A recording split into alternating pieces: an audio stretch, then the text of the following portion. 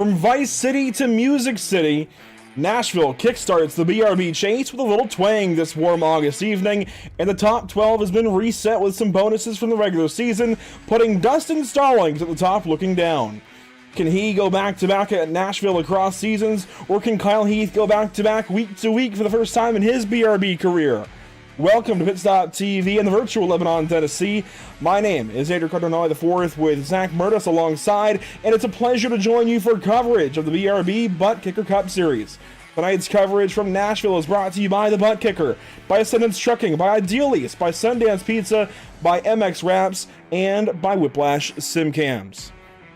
Zach, I say Music City, but Lebanon, Tennessee is technically outside of Nashville by about 40 minutes, but this racetrack has all those Music City vibes. Of course, we're right in the heart of Tennessee. This is a fun place to go racing, and it's one of the more unique tracks in the NASCAR schedule, recently bought up by SMI. It's a sister track to Dover Motor Speedway, somewhere that's in NASCAR headlines recently as well.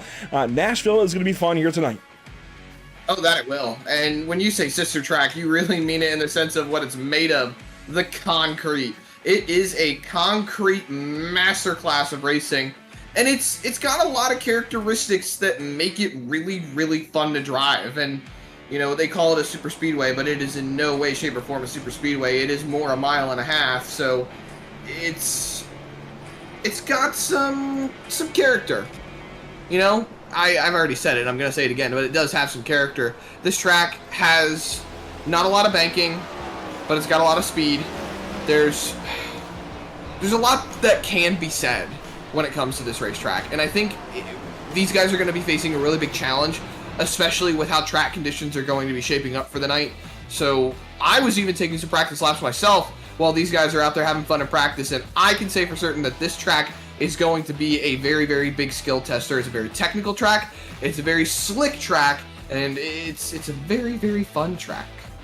Well, as qualifying begins, Dustin Stallings did lead the practice session this evening. Here's a look at the chase standings coming into round 14 of 18, the very first round of the chase this season. Dustin Stallings, as mentioned, is on top, looking down at Ronnie Osmer, Kyle Heath, and everybody else in the chase this season. On the left, you'll find your 12 chase drivers: Dustin Stallings, Ronnie Osmer, Kyle Heath, Johnny Wood Jr., Christian Barnes, Brendan Maddox, Dakota Camper, Gray Walker, Zachary Brandvold, Richard Wolsifer, Jared Hughes, and Sam Dyer. The biggest surprise of the season has to be Sam Dyer just making his way into the chase. But Zach, aside from the bonuses and him starting this chase 31 points behind Dustin Stallings, he's got just as fair a chance to win this championship as anybody here in the top 12, and it all has to start tonight with a good run here at Nashville. And a good run tonight could just set you up for these next 5 races, but I really want to talk about Sam Dyer, the man who just kind of snuck into the chase, Andrew. We talked about him having just the most unorthodox strategy. He did not prioritize stage points. He did not prioritize flipping stages or finishing good or grabbing wins out there. He just went out there, hung back on all these restarts, did what he had to do, and walked away with a chase spot. It's insane, really, all things considered. It's crazy to me, because if you look at all the other 12 drivers in the top point in the top 12, Stallings walks in with 182 bonus points. Heath walks in with 148 bonus points. Brendan Maddox walks in with 119 bonus points. Those are top 3 on bonus points. You know how many Sam Dyer walks in with? 0. And he's only 30 points away from potentially being the point leader.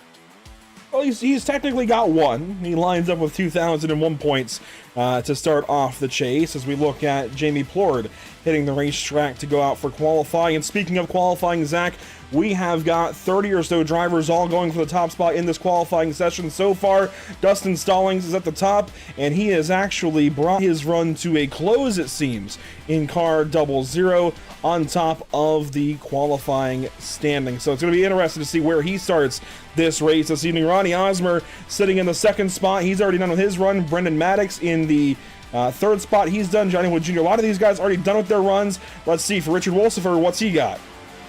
How about a lot of these guys coming to life? Stallings obviously sitting back up in the top spot like he was from practice.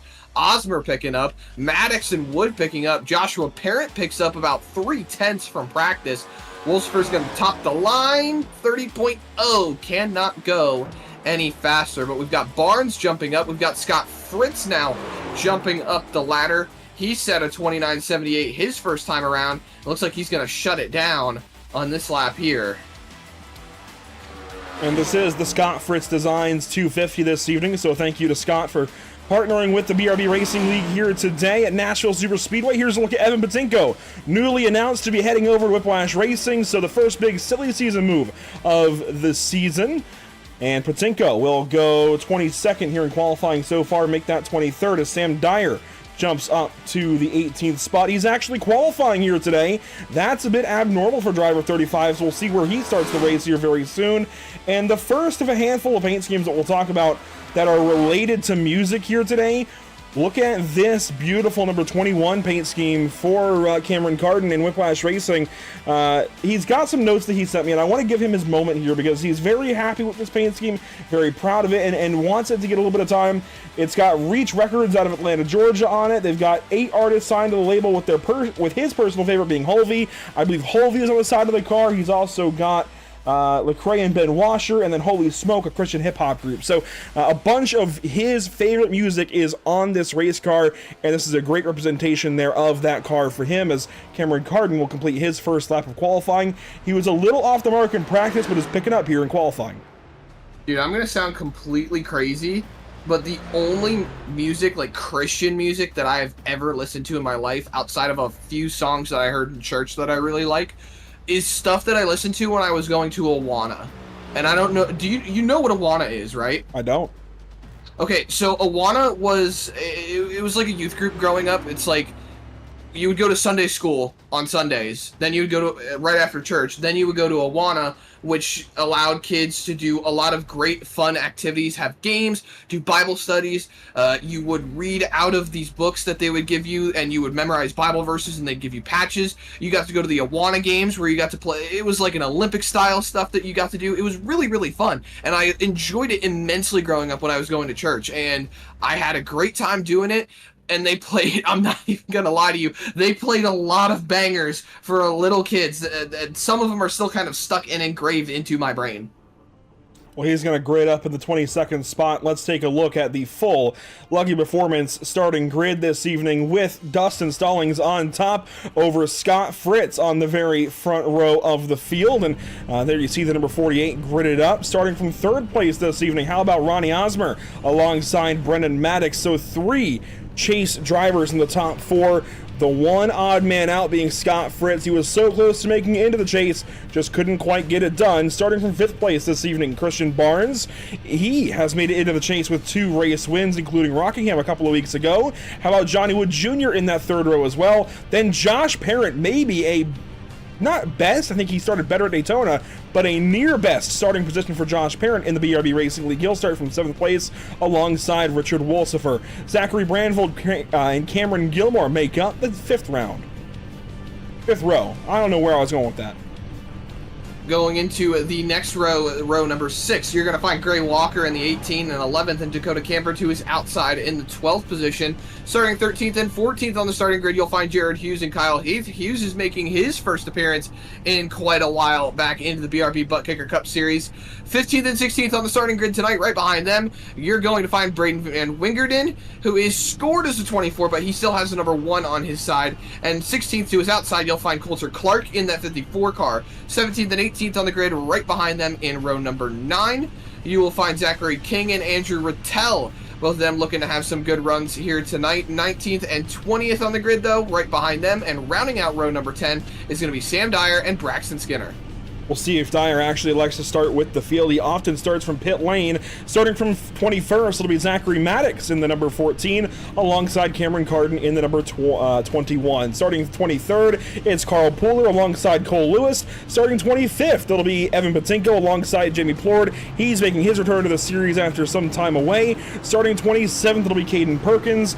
That'll be in the Luke Combs back in the saddle Toyota Camry. And it'll be alongside, it says Adam Buzzio, but he's not starting the race. Dan Stockero, Eric Jensen there at the back, followed up by an admin, or not an admin, an AI driver there that is not racing this evening. That is Eric Hudek. So at the front of the field, we work off of turn number 2. Let's take a look at the Whiplash SimCam's race details. 190 laps, 252.7 miles, stages at the completions of 45 and 90, and then we run to 190 there for the end of the race. 6 change sets, according to admin details earlier today. 80% fuel fill, 6 setups, 3 green-white checkers, and no fast fix for these drivers here this evening. So it's going to be a fun one, pretty par for the course, exactly what you would expect for a BRB Buttkicker Cup Series race. I'm a little all over the place. Let's go ahead and just get this race started. Let's turn the music down and turn the engines up. The iRacing.com safety car to the relative safety of pit lane. Here we go. The Scott Fritz Designs 250 is underway at Nashville.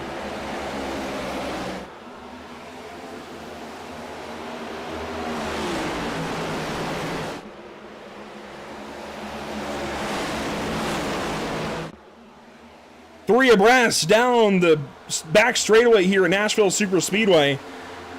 This racetrack, I don't know, it brings out oddities, I feel like. It's bringing out some oddities for us in the commentary booth. It's an odd track to get around, but oh, it could be so much fun. Lap 1 gonna go complete this time by. Drivers trying to get single filed out here at Nashville Super Speedway. Going around the outside, Scott Fritz trying to hang on to that second spot with Ronnie Osmer down low. That outside line is going to be pretty powerful on corner exit, Andrew. These guys are going to be slipping and sliding around each other on corner exit through 2 and through 4. I noticed it a lot during practice when I was doing my practice laps. I could feel how much the car wanted to step out on corner exit. When you get into that center rotation, it just wants to start stepping around. As we see a fight side by side, that's Johnny Wood Jr. on the outside of Cameron Barnes as Fritz goes quickest. Christian Barnes down low in that 27. He's got those 2 wins this season. He comes up alongside the number 75. They've each got 2 wins this season, I believe. Josh Parent right behind Zachary Brandvold there as well. And Parent goes to the inside here of Barnes. Very close. And remember, Barnes is a chase driver. Parent is not. That could go very wrong if they misstep. That's the big thing about racing, though, Andrew, especially with this NASCAR-style chase playoff format. It's not the traditional sense of, say, NHL or MLB, where the championship teams are the only ones who are playing. Everyone is out there week after week running for race wins every single time. You can't just decide you want to move over just because someone's chasing a championship, but at the same time, there's got to be a little bit of respect now and then. A little respect, a little give and take, certainly needed here at a place like Nashville. A clean and green opening 4 laps here in the Scott Fritz Designs 250. A good way to get things started for sure as you look at your full 29-car field here this evening in Tennessee. It's going to be a fun one as these guys settle in. I think tires will be part of the conversation. Fuel certainly will be part of it. And we got a lot to talk about for sure as this night goes on. Zachary Brandvold making a move here on Christian Barnes. These are chase drivers, four or five of them actually in a row. Brandvold, Barnes, Wolsifer, Camper, and Heath, all 5 chase drivers here under a blanket. Yeah, I was getting a little concerned with Parent getting aggressive with Barnes, but at the same time, Barnes is dropping back. Brandvold's gone by him. Wolsifer's about to get ready to pass him up here as Barnes taps the wall. Down the back straightaway, Camper got a little bit of piece of it as well. Now he moves down to the bottom line to see if he can't find some groove around that 27 car. I don't know, Andrew. It's just getting concerning to see Barnes dropping so far back like this so early on in the race. You could chalk it up to saving tires and just being a little bit conservative early on, but at the same time, the pace right now is just not up to par with the rest of the field. Yeah, I would expect that maybe he is saving some tire and just laying back and letting this race come to him. I think that's going to be a good way to take this race this evening. At the same time, though, Zach, we talk so much about prioritizing stage points, and there's definitely a balance there as Camper got in deep to turns 3 and 4, washed up into Kyle Heath. They aren't officially teammates. They might actually be. I can never recall, but you know what? We have the graphics to rely on. Camper at Southern Excitement. I believe Heath is at Racers for Christ. Yeah, not technically teammates, but they are very closely aligned as there went Coulter Clark on by Kyle Heath, who won last week. Heath now coming back. Yeah, Heath has got to find a way to get back up there as well, especially when you've got so many drivers in front of you that are chase racing, and Stallings is already on lock so far. Stallings has been very, very dominant rolling into this last string of races. I mean, look at him now. He's already got half a second lead over Fritz. He's being very conservative right now and minding that gap back to that 48 car. But if you look through that top 5, Andrew, all those 5 drivers are chase contenders. The first one outside the chase being Joshua Parent. He's sitting in the 6th spot. Then you've got Brandvold, Wolsifer, Barnes, and Camper. All of them running very, very close together. And I don't know. It's hard for me to say that Stallings is going to start walking away. But with how dominant he's been lately, I don't know. It's hard to bet against him right now. Yeah, I certainly wouldn't bet against Dustin Stallings at all right now as he leads a non-chase driver in Scott Fritz. Fritz and Parent definitely playing spoiler right now in the top 10.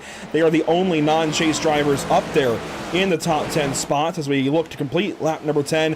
We've gotten single file here so far this evening. Something I want to touch on very early in this race, Music City paint schemes. We've got a few special paint schemes. I'm going to start off with one for Dustin Stallings, actually. I believe this is some art that his daughter designed, actually. So that's at least the word on the street. Really cool. Yeah, so that is a really nice paint scheme for Dustin Stallings. A really nice way to honor her.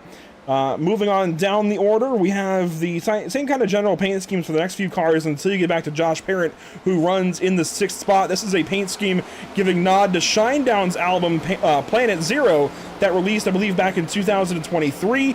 They've got Killing Fields out recently as well. It's a single, and you can see the logo there for that song on the very back bumper of that number 90 for Whiplash Racing. And this is a paint scheme I collaborated with Josh on, and I'm very happy to have it on the racetrack, Zach. This is a really cool looking car in my opinion. It really encapsulates that album cover well and just looks cool, especially because I'm headed to a Shinedown concert this Saturday. So it definitely was pretty cool to add on the racetrack. We've also got one out there for car 19. That's going to be Caden Perkins. He's running back in 23rd right now, and he's got the Luke Combs back in the saddle Toyota Camry. This is Music City. It's Nashville. This kind of race car just looks in its place here on the racetrack at Nashville. It does have some front end damage, but that's okay. It's still a really cool looking car. Got the Western kind of themes on there. Definitely some country music vibes with that one. And then, of course, the number 52, Cole Lewis, might be my personal favorite. Eminem and the Death of Slim Shady coup de grace featured on this Chevrolet Camaro. I think there's a couple of other Music City paint schemes on the racetrack, maybe 1 or 2, but I really wanted to hammer home these 3. I worked with each of these drivers on these. I'm really happy with each one, and this one, I don't know. As a big Eminem fan, somebody who's constantly in the top 0.01% of listeners on Spotify, this one makes me happy. I can't speak on much. I'm not very cultured when it comes to music. I listen to whatever I can vibe with. I've listened to a lot of different genres. I think with being in Nashville, I feel like country music would be really good to have a vibe with. But hey, we got that on Perkins' car. Well, yeah, and I mean, you said it yourself. It's Music City. You shouldn't really be limiting yourself to just country. But I don't know. We're dipping a little west. I feel like Tennessee is the type of country state. It feels a little more at home. I want to give a thank you this evening to our partners with the BRB Buttkicker Cup Series, of course, the Buttkicker, Ascendance Trucks, Ideal Lease, Sundance Pizza, Performance Food Group, and Maddox Graphics, which is now MX Wraps. As they have rebranded, we'll get that changed over very, very soon. You might have seen it in our preliminary graphics earlier this evening. So as the field works by us in turns 3 and 4, want to also give a nod to our partners here at the channel, Whiplash Simcams, ATVO, CC's Business, Cody, Williams Design, Lucky Performance, and the North American Racing League. I see one car working down low. I want to say that was Zachary King working on Kyle Heath. Yes, there they are side by side. Look at that contact. Heath, what a save. Never mind. Oh, no, never mind. They're going around. That's going to be our first caution of the night. Cameron Gilmore is around. Kyle Heath is around. One car through the grass, I believe. That's Jared Hughes. That is Jared Hughes in that number 98 racing machine. So problems early on. 17 laps into this race, we've got our first yellow of the night. It's got to suck for Heath. He was already going backwards, and now he's been spun around. He was racing there with the 51 of Zach King. I saw King dipping out of the apron on the front straightaway. That's what raised my attention to him, but he just got in deep into 1 and 2. and Heath about had it corrected, and then Gilmore came in, and he was side by side with Jared Hughes. There was really nothing Gilmore could have done. Yeah, Gilmore was already a little sideways before making contact with the 13. They were both just kind of racing hard. This is going down into turn number 1. Watch that rearview mirror. You see Hughes coming up quick. I think Gilmore was just trying to check up, and Hughes didn't exactly see all of it, and, well, they both just kind of got in there a little hot. I want to give a prop to one driver for missing this incident. That's going to be Carl Pooler. As we go on board with him here in the number 71, he got very close to clipping the 13 of Kyle Heath. You see Sam Dyer on the inside there of Gray Walker. And as they exit turn 2, not quite lucky performance, lucky break of the race, but certainly worth noting there for Carl Pooler, especially since he's been a magnet to those incidents all season. Talk about being a magnet. That Pooler has just been having a very bad string of races, and that's not to put a downer on Carl. Carl has been doing absolutely everything right to try and point himself in a good direction. He just keeps getting caught up in a lot of stuff that isn't really his fault. Well, pit stops have been made. Zach King, the first one back on the racetrack. My suspicion is that he will likely be credited with this caution and have to go to the rear of the field, but for now, he exits ahead of guys like Scott Fritz and Johnny Wood Jr., and even Christian Barnes and Cameron Gilmore, who pit under this first yellow of the night. Gray Walker also pitting, will head back out on the racetrack in his Jaguar Artistry, number 18 Toyota Camry. So, one caution out of the way, 29 cars in all. They've all made it so far through this race. That's our first misstep of the evening, if you will. A long ways to go, Zach. Do you want to make any bets? It feels like Dustin Stallings' kind of night again. He was really good here last time this series came here in Season 3, and he looks good again tonight. Betting is for Vegas. We're not there yet. Haven't you ever heard the nickname for Nashville? Nash No. Vegas? Oh, wow. Okay. Well, if I had to take any bets, if I have to bet against Dustin Stallings, I think one driver that could be in good contention to take this away from him could be Scott Fritz, just because of how good Fritz was last week at Homestead Miami Speedway. I think there's a lot of good drivers out in the field, but that's also something I want to touch on the more we get into this race, is the guys that just missed out. Guys like Carl Pooler, Joshua Parent, Coulter Clark, Scott Fritz, kind of that top 4 that were really in contention and had the long shot to make it last week. And now they're just kind of trying to put themselves out there today and see what it would have been like had they have made the chase. Look at Joshua Parent and Carl Pooler. They're up there. Scott Fritz was up there earlier, too. Yeah, some non-chase drivers lining up in the top 10 for this restart would include Josh Parent, Coulter Clark, even Cameron Carden. 3 drivers not in the chase that are lining up in the top 10 for this upcoming restart. Here we go, back around to the restart zone. We'll get this race restarted for the first time here tonight in the Scott Fritz Designs 250. Green flag back in the air, and a great restart for the outside lane.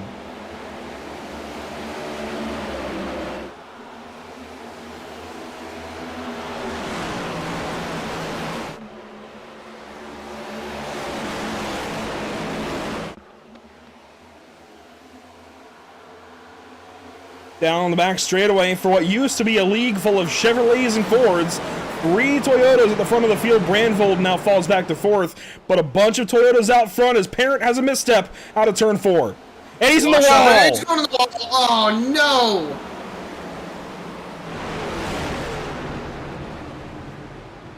That's a heavy hit right there for Joshua Parent. You saw him step up right there. Carl Pooler looked underneath, and then just a heavy hit right there. Rides that wall and then spins around. We'll get a look back at it here on the Pit Stop TV replay. From what I saw live, it was like he bobbled down low and tried to go up the racetrack to catch it. And when he went up the racetrack, Coulter Clark was already there. And, I mean, the only argument you can really make there is Coulter maybe should have backed out. It is early in this race. That's low percentage, if you ask me. But at the same time, I see the opportunity. That's unfortunate. Same time, Josh is washing up the racetrack. There's not too much that Coulter can do. I agree with your sentiment. He maybe could have backed out a little bit more, could have taken a little bit more conservative approach to that situation. It's It's hard to say. I felt like Josh maybe got a little bit too deep going into turn 3, but oh, he absolutely botched 3 and 4 is what happened, and I think he bobbled down here. He got loose maybe, or hit a bump. I'm not really sure. Yeah, bump there. The car got unsettled.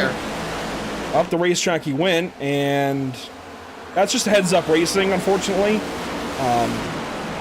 Yeah, human nature, right? We want to blame somebody for it.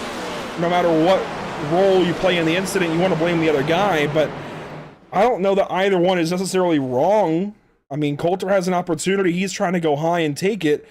Josh is trying to kind of cover it up and gather the race car at the same time. That's just a really bad spot to be in for both of those drivers. I think another contributing factor as well was the inside line did not get going on the restart. Ronnie Osmer had a big stack, and Joshua Parent was right behind him. So they kind of fell back into the pack a little bit, maybe had a couple of missteps going through 1 and 2. Unfortunately, another week, another incident for Josh Parent. It has been a rough season 4 for him. You and I, of course, are privy to that information and just how rough it's been for him this season because, well, we're his team owners, so we know just how rough this season has been on Josh, but you know, I wouldn't call this one his fault. I wouldn't say he didn't contribute to it, but I wouldn't call it his fault by any means. As there you see him in the pit lane. You'd have a very different opinion than Race Control then, because he will be receiving the EOL when he leaves the pit lane. Or not the EOL, excuse me, he will be receiving the drive-through when he leaves the pit lane as we take the green flag. There you go. You'll head back out on the racetrack, and certainly will be none too happy with that. But Dustin Stallings will lead us around here under caution. This should be the choose, I believe, for each of these drivers. And yes, there's the choose. Stallings goes high, Maddox low, Osmer high, Brandvold low, along with Wolsifer. Camper goes high, Clark goes high, and then Cameron Carden goes low. This could be a career day for that young driver, somebody who could really use it. Yeah, Cameron Carden has been, I don't want to say he's been a bit of a back marker, but he's been kind of in that little space between the top 10 and staying inside the top 20. He's had a lot of good pace. He had very good pace at Daytona. He was making a lot of good moves. He's had good pace throughout the season. He's got to be able to execute. I think it's a common thing that we've seen in a lot of drivers in this series before, is that they have good speed. They just have to be able to execute at the right time. You can see the field working down the back straightaway, getting ready to go racing. Once again here with 20 laps to go in stage 1, we will look for Dustin Stallings to battle at the front end of this field. And there you see those 3 Toyotas towards the front, Stallings, Maddox, and Brandvold, the double lot, the 23 and the 55.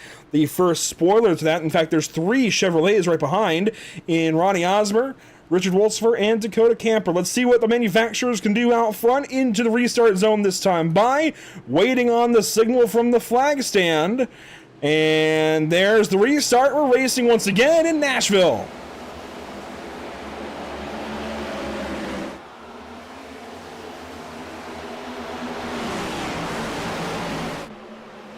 It's a teammate restart at the front, but Ronnie Osmer goes way high in turn 2. Look at Coulter Clark. He was way high up there. A lot of big movers up top. Brandvold down to the bottom.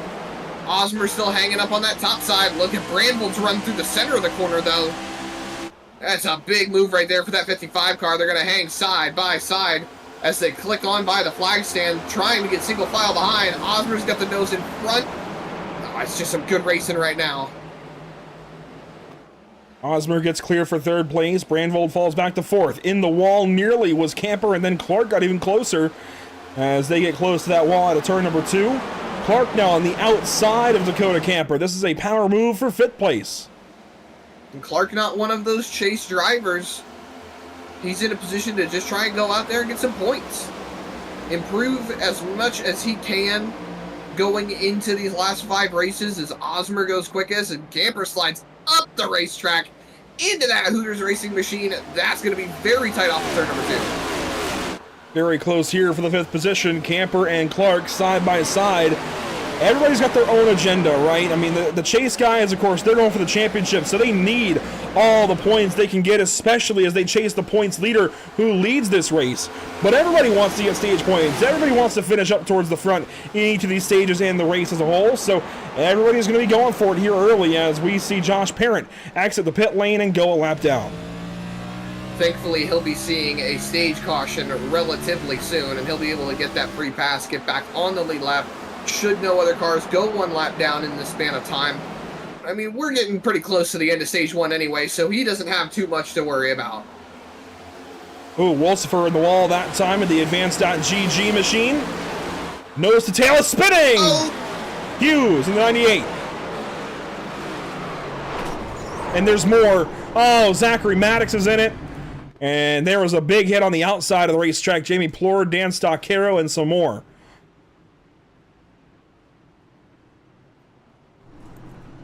Jamie Plord, this is a home race for him out of the state of Tennessee, I believe. One of the original racers for Christ to have joined the series. Not really sure how he got involved in it. It all started with the 98. And that's going to be Jared Hughes. There he is out of turn 2, racing with Carl Pooler. Cameron Carden up ahead. Hughes on the outside of Parent through 3 and 4. Starting to wince a little bit, Zach. Yeah, I'm starting to wince a lot more. There you see cars going straight to the right. There's Maddox just pounding in there. That's going to be some heavy damage to both those cars. Hughes was okay until that incident, until that hit. Well, Hughes now has a meatball flag, and so does Stoccaro. Watch the spin. You see Hughes come down the racetrack. He's going to be okay as you see what happened there with Braden Van Wingerden. And then, boom, in comes Zachary Maddox. That's a really cool perspective, actually. I'm glad we have that camera angle that was added today. So, big incident there. Let's see what happened from maybe this view. We see the initial incident, but then what happens here? Dyer goes low. Van Wingerden came up the racetrack. Stoccaro, I'm surprised he has a meatball flag, Zach. There's a lot to digest, a lot to go through here. There's just so much to digest with this one, and so not enough time, really. Let's start here with the 90 and 98, right? So Josh Parent's on the inside. He's holding the bottom. He does come up a little bit, and I don't know. I don't want to say Josh came up a little bit. I think he just kind of held his line. Well, the expectation is that he's going to go to the yellow line. Watch it again. I just wanted to add that. Feel free to continue. I just wanted to add that the expectation is that he's going to go to the yellow line.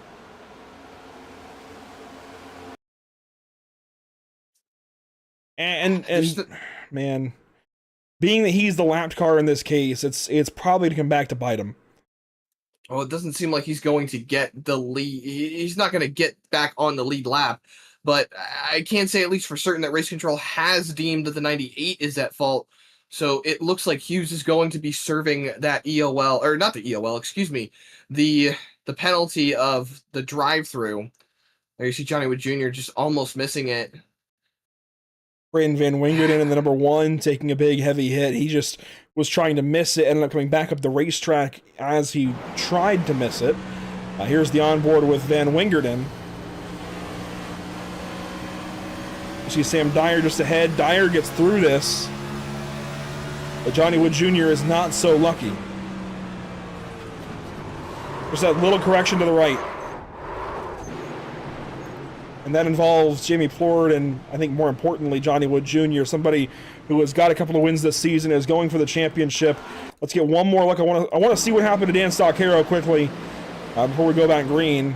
There he is in the number 62, racing with Zachary Maddox and with Kyle Heath, who's got some front-end damage.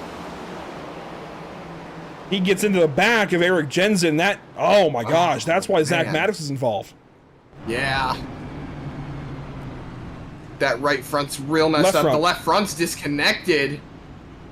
So damage on both fronts. He might not even have been able to wheel that car back to the pit lane. No, I think he was out of control there. Here we go. Restart coming 12 laps to go in stage 1, and the field has been thinned significantly. 5 cars in the pit lane, green flag, back out. We're crashing again. Coulter Clark in the wall. Hang on to it, gentlemen. Hang on to it.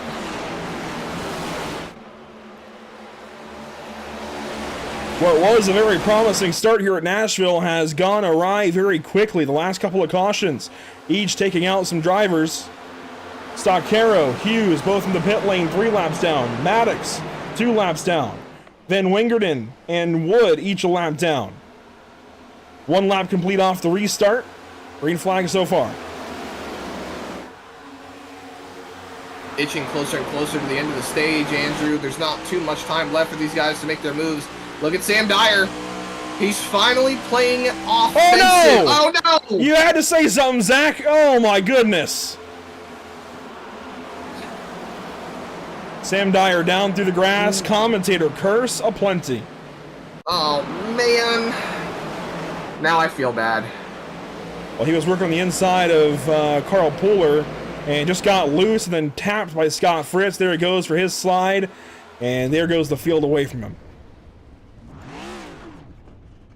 That is so rough. He's got the car righted, but he is in 23rd, so this will do no favors for him as far as the stage goes. Dustin Stallings leads the way over Brendan Maddox and Zachary Brandvold. Ronnie Osmer, Dustin's nearest competitor in the points, sits in 4th place. There he is. Dakota Camper in 5th. Richard Wolfsfer in 6th. Cameron Carden, the first non-chase driver in the field, he runs 7th. You know, you talk about points. Think about Stallings leading this race right now with Maddox sitting in the 2nd spot. He's not really standing to gain anything, but he's definitely going to do some mitigation, especially since the guys all in front of him, everyone's just so close on points. He'll jump up quite a few spots should he maximize some stage points here, potentially put himself in a lot better position going into the next race. It's like you say, Andrew, a lot of these guys just got to maximize stage points a little bit more. Find a little bit more of a groove with it. Teammates in 4th and 5th, Ronnie Osmer and Dakota Camper. Ronnie Osmer in that Napa Auto Parts number 15 car. That brings back some memories, I'd say, even though the design's a little bit different. The colors and the number, they certainly jog some memories, I'd say, as Camper looks to his outside.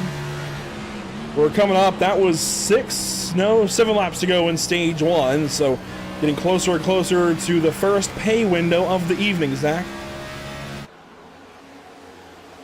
And look at Carl Pooler on the inside of Cameron Carden. This for 7th.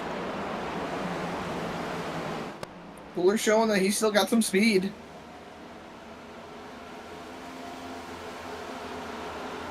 Carden is starting to come alive. He was well down the order in practice, but he got some help from Josh Parent, his teammate, and that's what teammates are for.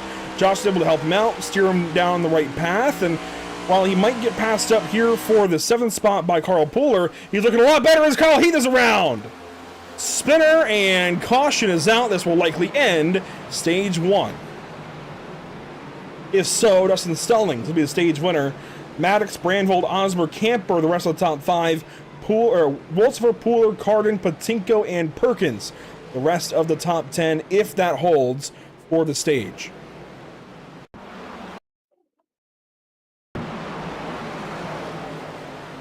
Racing right outside of the top 10. Heath had just gotten close to getting stage points and then loops it here.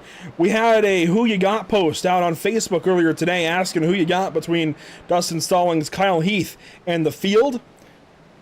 Heath, of course, coming off of that win a week ago at Miami. This is not how he wanted to back that up.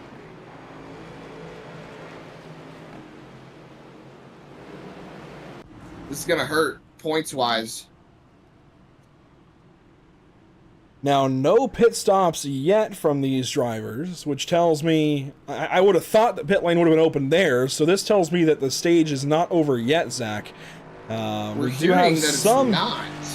Yeah, here's some pit stops. Evan Patinko, Scott Fritz, a bunch of other drivers. I think these are drivers looking to flip the stage, pit now, stay out at the stage break, and be at the front of the field to begin stage 2.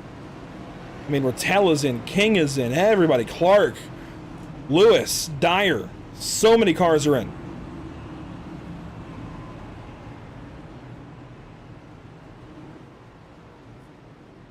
Here comes Andrew Rattel off the pit lane. Scott Fritz still in, getting 4 tires.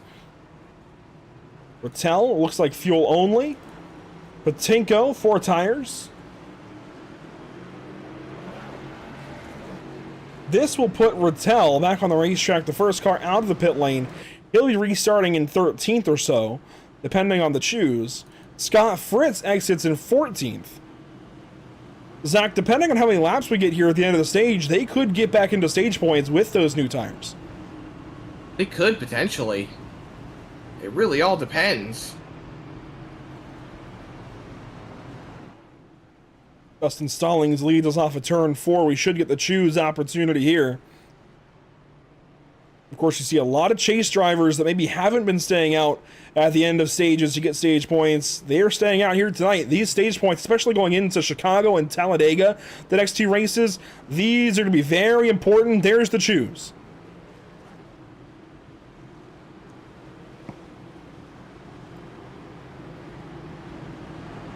And Caden Perkins has brought his machine back down the pit lane. There you see Zachary Maddox and Dan Stoccaro in the pits with their issues tonight. Well, we're just a couple of moments, Zach, from talking to our first driver of the evening. It'll be whoever wins here in Stage 1. I would expect it'll be Dustin Stallings, but could we be surprised? We'll have to see how this restart goes. I think if you can maximize the short run speed, maybe you have something a little bit better for later on. Should we maybe go into overtime? I don't know. It's so early still. Well, no overtime yet, thankfully. These guys will end at the completion of lap 45 no matter what. Well, I guess we could have a caution end it sooner. Let's see. Green flag coming back out here for the end of stage 1. We'll go green with 2 laps to go in this first stage. A lot of cars lined up on the bottom and the back. Green flag is back out.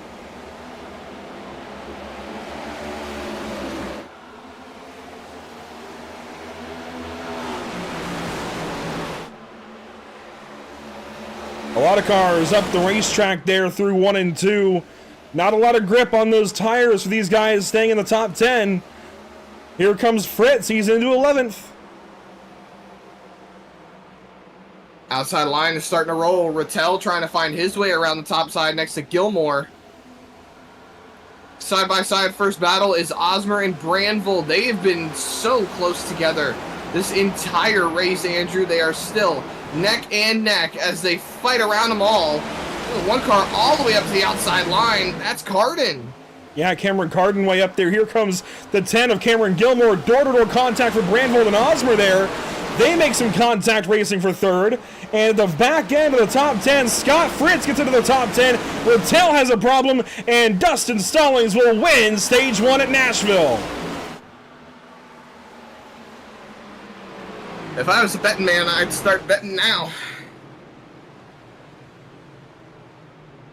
So your first top 10 of the evening, I guess your first stage top 10 rather. Dustin Stallings, Brendan Maddox, Zachary Branvold, Ronnie Osmer, Dakota Camper, Richard Wolsifer, Carl Pooler, Cameron Carden, Cameron Gilmore, and then Scott Fritz just makes it back into the top 10 for a stage point for car 48. Not racing for the championship anymore, but still a good way to end the first stage here at Nashville for the driver sponsoring it. This was that moment out of turn 2 where you saw Gilmore, Rattel, and Cameron Carden all 3 wide. And then Rattel goes at the racetrack here in 3 and 4. Kind of drove down into Scott Fritz. Was a great save, though, in that 6 car. Absolutely. Did a good job keeping it off the wall. And now a lot of drivers staying out. Scott Fritz, one of them. Evan Patinko, another. But a lot of cars all coming in. Richard Wolsifer, one of them. Dustin Stallings into his box. Ronnie Osmer, Brendan Maddox, Christian Barnes, Richard Wolsifer, Zachary Branvold, and more. All pitting here. And there's the race off the pit lane. Maddox! A great shot from Maddox out of the pit lane. He wins the race off the pits. Pit stops are crucial. And I definitely think it shows right there. Stallings has been executing on the track. Maddox executes in the box. And Dustin Stallings will be restarting from around the 12th position. Let's dial him up as he will win stage number 1. That's a phrase you said a lot lately. Dustin, you keep getting up here at the front of these races. Even if you're not winning a stage, you're likely towards the front. What's the secret, though, here at Nashville? You won last time we were here, and you're good again tonight. It's honestly track position. The dirty air really affects quite a lot. Like, you get within a half a second of somebody, you just lose the front end. And then it's just trying to run different lines and try to get a run. And it's tough. But it's just being smooth and just trying not to overdrive the corner. You'll be restarting somewhere around the 12th or 13th position here. But tell us about this paint scheme. What's the special thing here going on? It's got my oldest daughter's artwork. She just turned 2 this past weekend. It's a lot of the artwork that she did at while my mother-in-law was babysitting her, and also some art that she made in preschool whenever she was in preschool for a little bit. And but yeah, and my wife's little side business is on the hood. Just pretty much just want to have them riding with me here in this chase and just sit here and enjoy it and have them on display. I love this paint scheme. This is really fantastic. Scooty Lou on the hood, and your daughter's artwork on the sides. Best of luck here in stage 2. Appreciate it, bud. Dustin Stallings restarting from about that 12th position. A really cool story behind that one. But here we go, Zach, back around to the restart zone. Scott Fritz, Evan Patinko, your front row. Green flag is back out here at Nashville.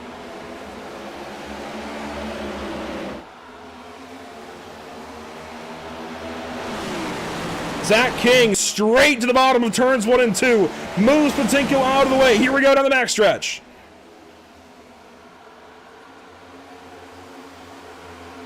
Okay, Eric Jensen in the top 5. Coulter Clark in 4th.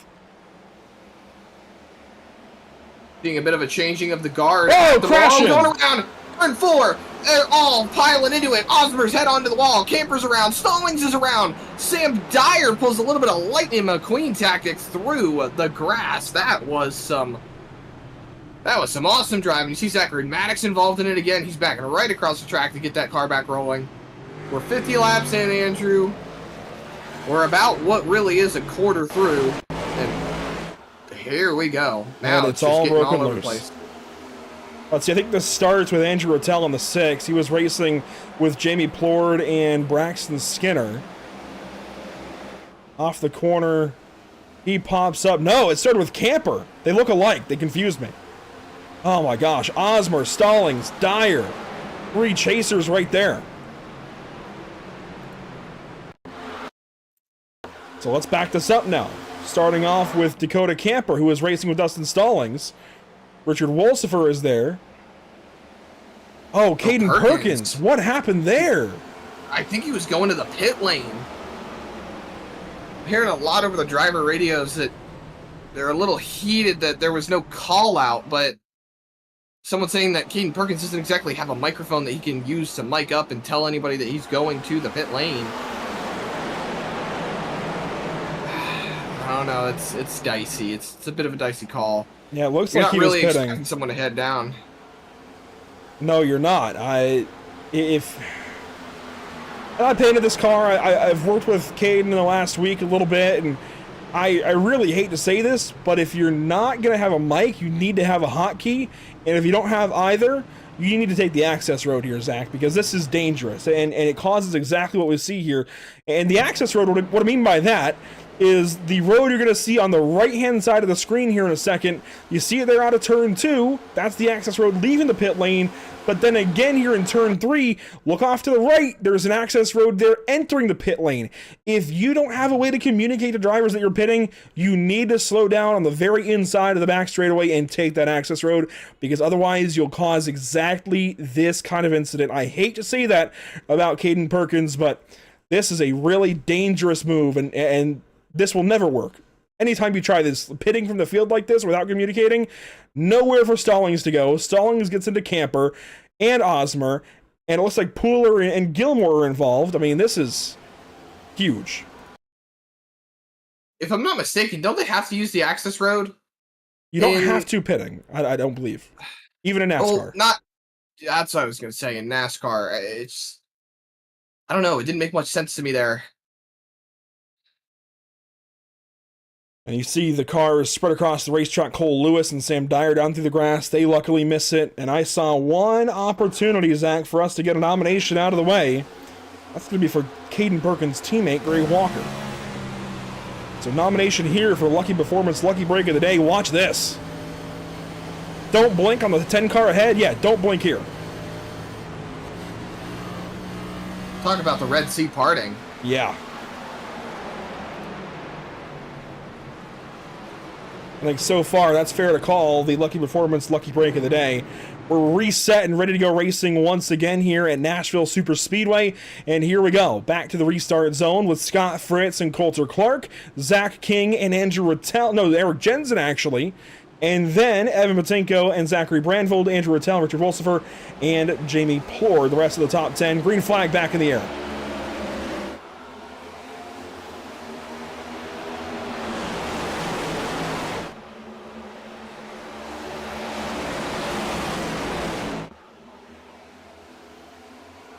Rattel and Jensen side by side down the backstretch. Teammates there, or at least affiliated teammates. I believe one is at Southern Excitement, one is at Racers for Christ. And look at the 3 wide behind him. Skinner on the outside. Here comes Wolfsford in the middle. Heath down low. That got scary. 3 and wide. there goes Wolfsford. Big hit for Caden Perkins. Spinning is Christian Barnes. Doesn't end. Well, it is, as they say, cautions breed cautions.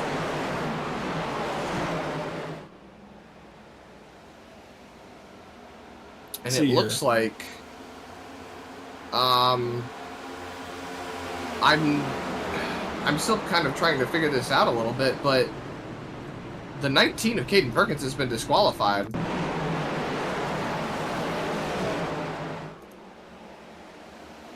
So he was involved in this crash. And this is how and why. Here he is into the outside wall, and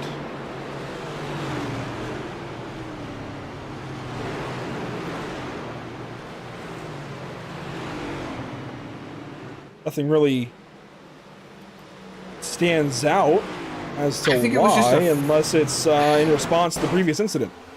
I think it was just a run-of-the-mill incident, or not a run-of-the-mill incident, just an accident. It seems race control has actually cleared that disqualification, but he is being held in the pit lane at the moment. So a misclick, perhaps. I want to speak on this incident with Wolsifer and Heath.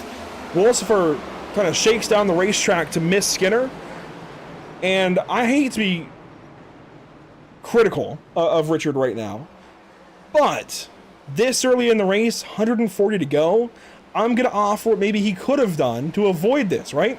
So, on the front stretch, Skinner's going to come down the racetrack. First of all, he's got to get the call from the spotter that he's 3 wide and not come down so far, but Richard maybe could have lifted and backed out of that.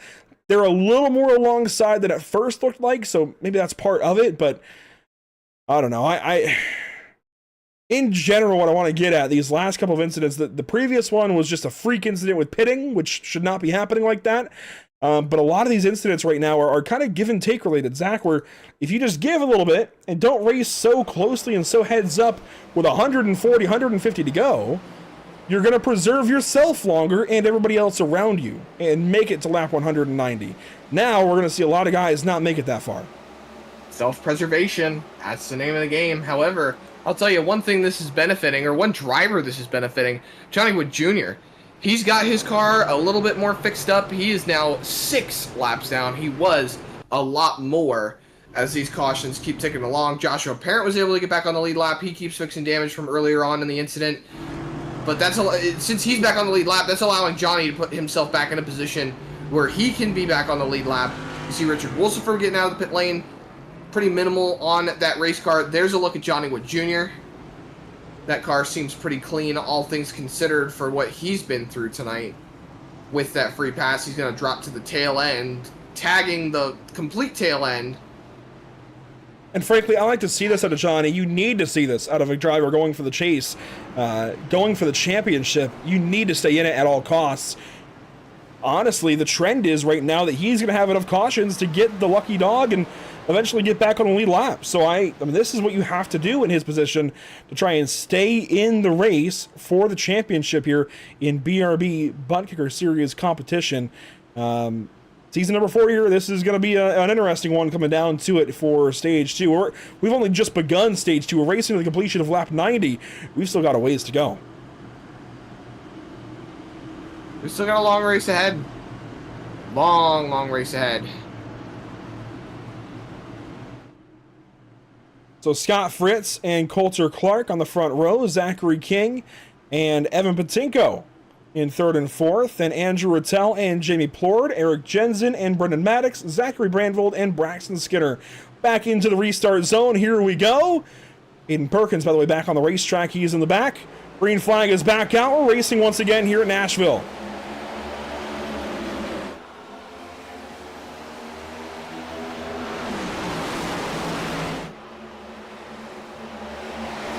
Another bold restart out of Zachary King. He's on the back end of Scott Fritz. I think it's the first time all night we've seen that bottom line actually be really, really good on these restarts. As Coulter Clark jumps to the outside of that 51 car, seeing if he can't hang tough up there. Keeps it off the wall, keeps it straight, keeps it rolling. I thought he was going to push really tight there as King uses that apron. He's going to try to take the lead away from Scott Fritz. He'll get it for now, but can he hold on to it? Fritz around!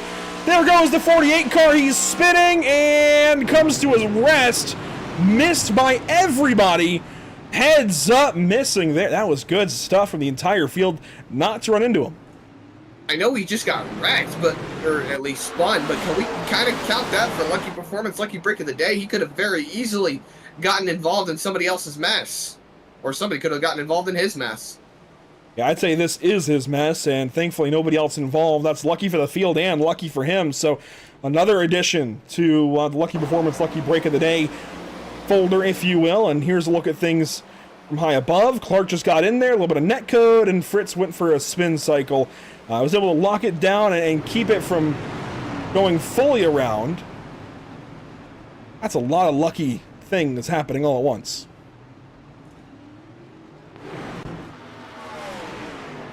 And you know what else this is lucky for, Zach? Enlighten me. It's actually going to be lucky, I believe, for Caden Perkins. I believe he just got the wave by. I was going to say Johnny Wood Jr., but I don't see him getting a wave by, so I don't think it's going to be lucky for him, unfortunately. He's going to have to wait another caution here as we have 60 complete right here. Want to take a look at what's upcoming for us here at Pit Stop TV while we have a moment here under caution and a little less to review. Next up, Zach, the rest of the week is a big short track week for us. We've got a bunch of racing at Oxford Plains Speedway. In fact, tomorrow night we get things started. In fact, tonight actually, the Sarah Series is getting started with racing with mini stocks and with... hang on, my brain will catch up with mini stocks and with street stocks, maybe? I believe.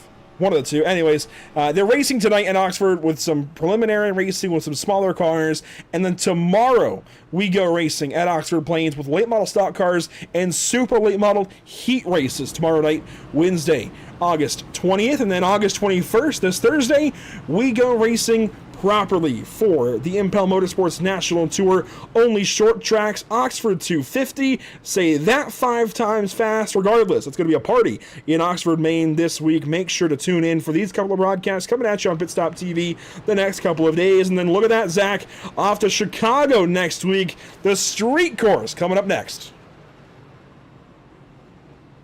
I don't know how that street race is going to go, Andrew. That track is already incredibly difficult to manage half the time. It's a great layout. I loved the purpose that it has served for real racing and for sim racing, but it's one challenging track to try and drive. It's definitely a challenging track. We'll see it here in the BRB Cup Series. We'll also see it in the North American Racing League very soon. That's the wrong graphic. What I do want to pull up is going to be the schedule graphic, though. You can look at the full Chase schedule here. Nashville, Chicago, Talladega, California, and Las Vegas coming up for these drivers the next 5 weeks, including tonight. Zachary King is ready to lead us back to the green flag. In fact, this will be his first time leading us to the green flag. He got the lead away from Scott Fritz fair and square, and now has a chance to restart from the front. So somebody that definitely could use a big night here at Nashville and going to have an opportunity here on lap 62.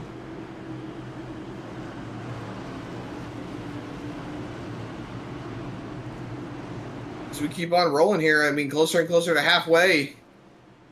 Show the speed now, show it later. You might just be in good contention. Let's see, back into the restart zone. King and Clark, your front row, then Buttkicker and Rattel, then Jensen implored. Green flag, back in the air, and the Scott Fritz Designs 250.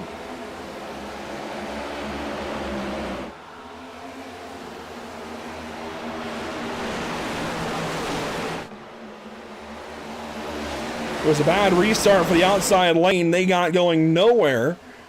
That backed up with Coulter Clark and everybody else in that lane. Starting to figure it out now as Clark looks to the inside here of Evan Buttkicker, this for second place.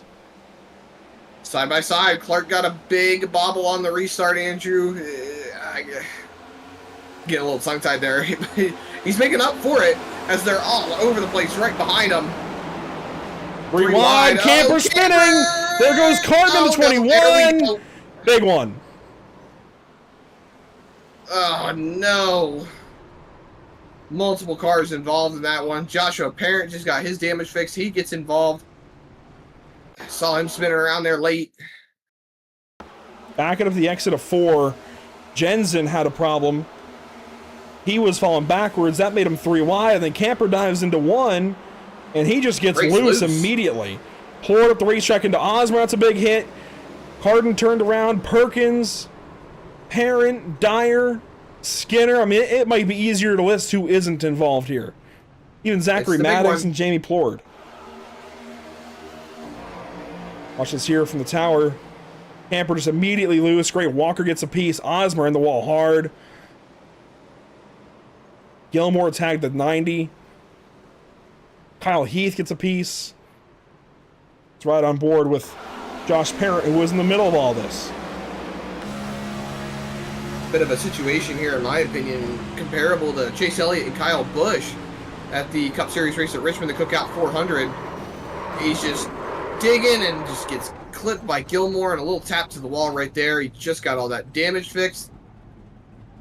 All things considered, that could have been a lot worse.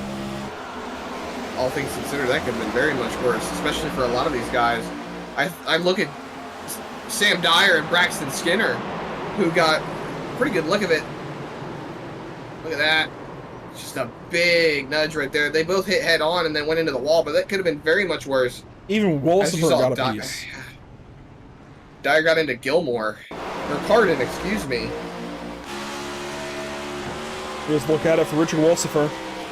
He was running behind Josh Parent and Kyle Heath. He tried to go low onto the apron. Got hooked there by the 10 of Gilmore. And up the racetrack he goes. He collects Zach Maddox. You see Scott Fritz just drive through it all when it's all done.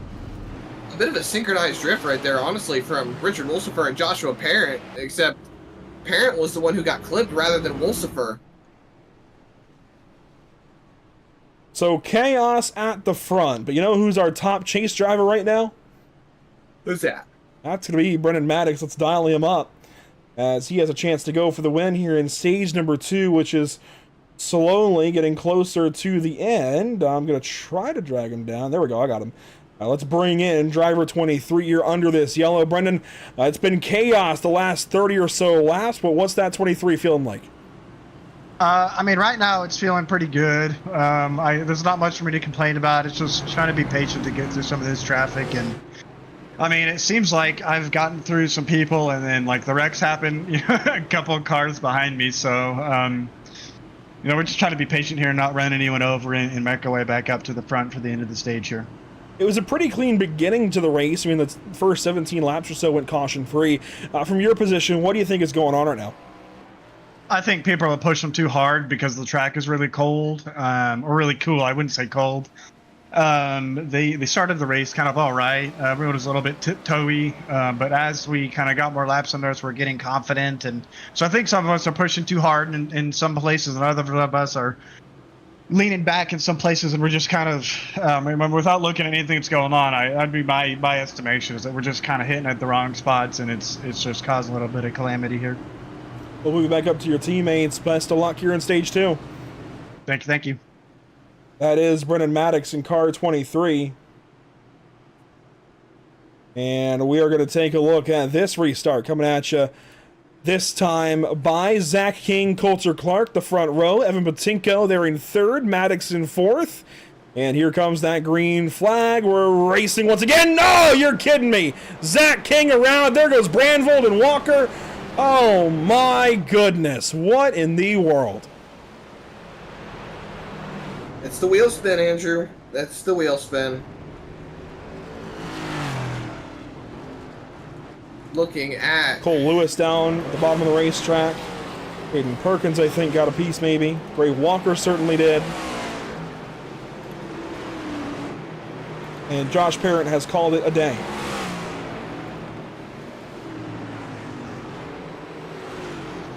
Zachary King's car is absolutely destroyed. He had been leading the last several restarts.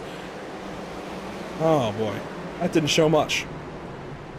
Coulter Clark got a big piece of that as well. So let's ride on board here. This is Zachary King. He's in second gear. Was he dropped to first maybe? Second gear sounds pretty run-of-the-mill to me. That sounds normal. He got colder tires. Yeah, he jumped to first. That's bold. Yeah, that's driver error. Brandvold got a massive hit out of that.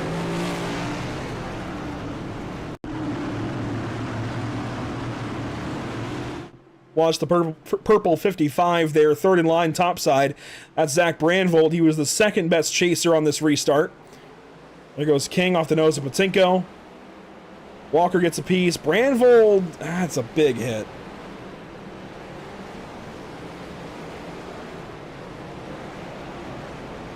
I'm not even really sure what to say at this point, Andrew. These guys have been on top of things tonight. Cautions breed cautions. I've already said it once, and I'll say it again now. But, oh my goodness. We saw the wheel spin on the last restart from Coulter Clark, and now I feel like it's just a little bit more epitomized now out of these drivers. It's... I don't know. I kind of agree with your sentiment, Andrew. First gear seemed a little unnecessary. It seemed driver error. I think second gear and that RPMs was rolling, especially since these guys haven't exactly pitted in a while. Colder tires, you're opening yourself up to wheel spin, but look at it now. Evan Buttkinker's out in front.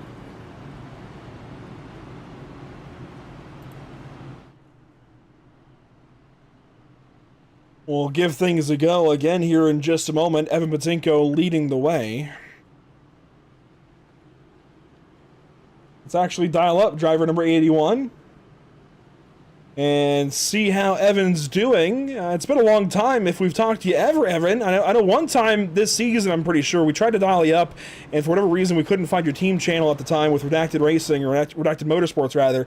But how does that 81 feel as you take over the race lead here? Yeah, I don't know what happened the last time we tried talking to you, but you know, I don't have the pace to be up here. I'm just gonna be honest with you guys. Didn't really get too much practice time in. Right now, I just worked my way up with surviving the wrecks and honestly just flipping the stage. We haven't had really any longer green flag runs than 2-3 laps here, so we'll just try to hang on to track position for stage 3. Is there anything you can do from your position, or are you just going to be hanging on once the green flag drops? You know, I'm going to try and use some aero. I don't know how well it's going to work, but just protect bottom, try not let guys to my outside or inside. Stay in the groove and just not overdrive the car. Well, Evan, good to talk to you. It's been a little while, and some laps led here at Nashville certainly is a good thing, so best of luck. Appreciate it. Thanks. We'll move you back up with your teammates and such. That'll be up with, actually, he's racing with the Maverick Motorsports crew, at least in their Discord channel this evening. So working with them a little bit, and that's some good company to be in as he gets ready to restart this race from the first position. Andrew Rattel on the inside, then Maddox and Brandvold in row 2. Green flag coming back out here. The Scott Fritz Designs 250 is back underway.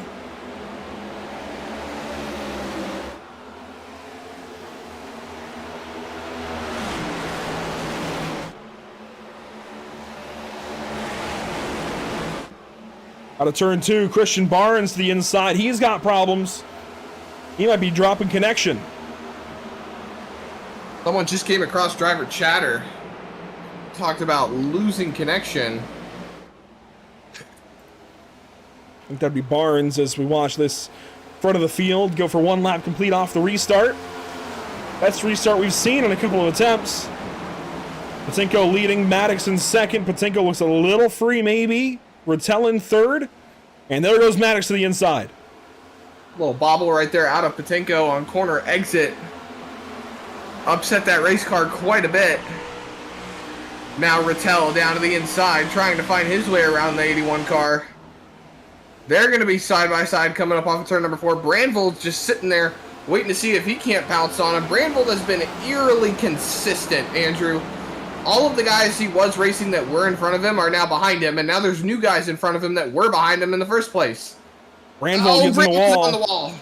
That's going to bring Dustin Stallings back into it. Spinner in the back. That's going to be Coulter Clark.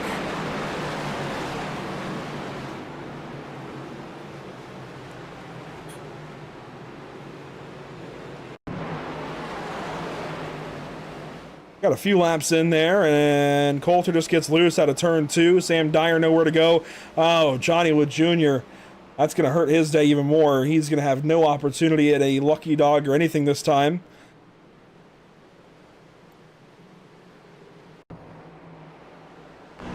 On board with Clark. Johnny's still 5 laps down at the moment.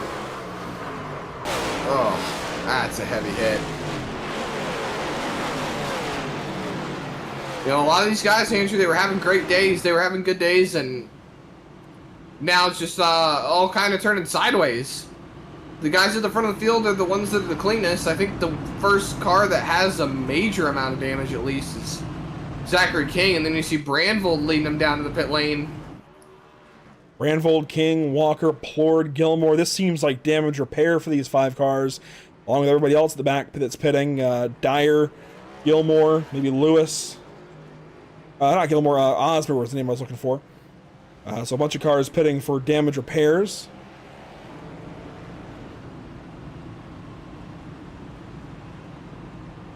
Osmer will come down to his box at the front end of the field, and let's go ahead and maybe check in with Ronnie here this evening as he's had a rough start to things. Can we check in with Ronnie, actually? I'm looking for him in Discord. Yes, we can. I'll go ahead and dial up driver 15. So Texas race winner earlier this season, Ronnie Osmer. Not a great start here at Nashville. At least it was a decent stage 1. Things have gone awry, though, here in stage 2. What's going on for you? Basically didn't flip the stage, got stuck with idiots, and I'm paying the price for it. Is there anything you can do from here to get back up to the front of the field, or is it just kind of hang on with the damage you got? Hope I can get as much fixed as I can, and yeah, just that's about it. Just hang on, hope for a lot of luck. And of course, this is not a great way to start the chase for you. Of course, you need to maximize all the points you can to run down Dustin. The good news, though, is he's not having a great night either. So what can you do in the next couple of weeks to get back on the saddle? Win and hope he has more bad nights. Fair enough. I appreciate an honest answer there. Ronnie, best of luck here the rest of the night. Hopefully we'll talk again later. All right, thank you. Ronnie Osmer will move him back up with Southern Excitement Racing as he goes 1 lap down here in the pit lane while we were talking to him.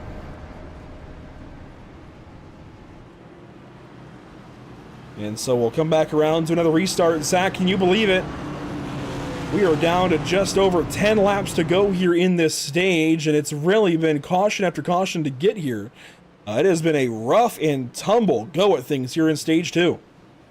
Yeah, I cannot believe it. It's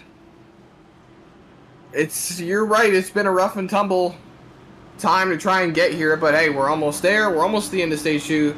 Then it is a straight cut and dry run through stage number 3. About 100 laps in that third stage. We're about to set them up. On board here with race leader Brendan Maddox. Looks like he could be in position to win the stage. Dustin Stallings, though, he's going to restart third on the inside lane. Well, second on the inside lane, third overall. Here we go, restart zone. Green flag is back in the air, and the Scott Fritz Designs 250. And Stallings is down to the inside of Rattel. He took a big look, didn't quite get there. Now he's going to have to fight with Evan Patinko hanging on his outside. No run down the back straightaway, but he'll be able to fall in line in front of Scott Fritz. Jensen falls in line as Kyle Heath is taking big sends to the inside. A lot of these guys that have been running up front are trying to get back up front. Let's see how they can't get back up there.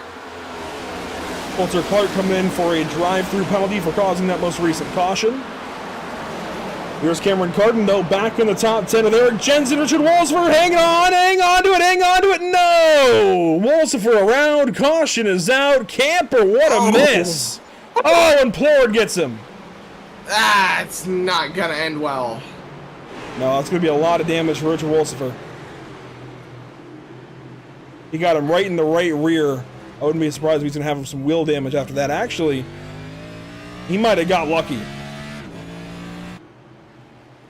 Well, luck is subjective. Yeah, lucky that he got hit where he did, and unlucky that he's around in the first place. You see, he just backed it into turn 1. Just like Camper a little while ago, Clark a little while ago, and loses it there. Nowhere and then, to go. Yeah, nowhere to go for Carl Pooler, and then Jamie Ford comes in out of nowhere. How about Zach King, though, with a big miss on Richard Wolsifer while going around? I thought an even bigger miss was from Dakota Camper. Let's see this moment again for the 56 car of Wolsifer, and then we'll flip over to Camper and his onboard.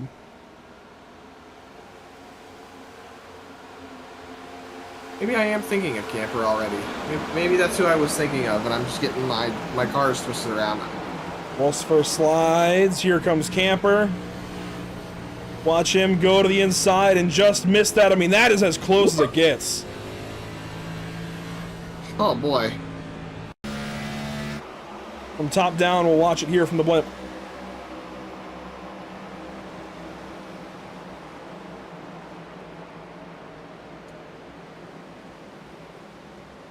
Watch how close this gets right here. Oh my gosh. You know what, Zach? I'll break out the graphic.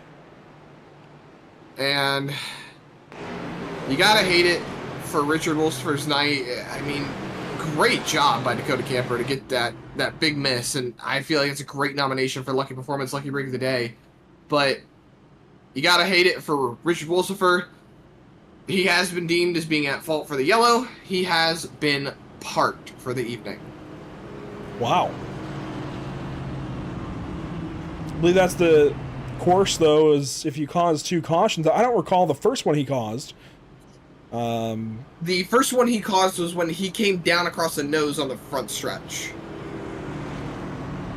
Aha. Yes. Okay. That's when he came across Kyle Heath's nose while trying to miss Braxton Skinner.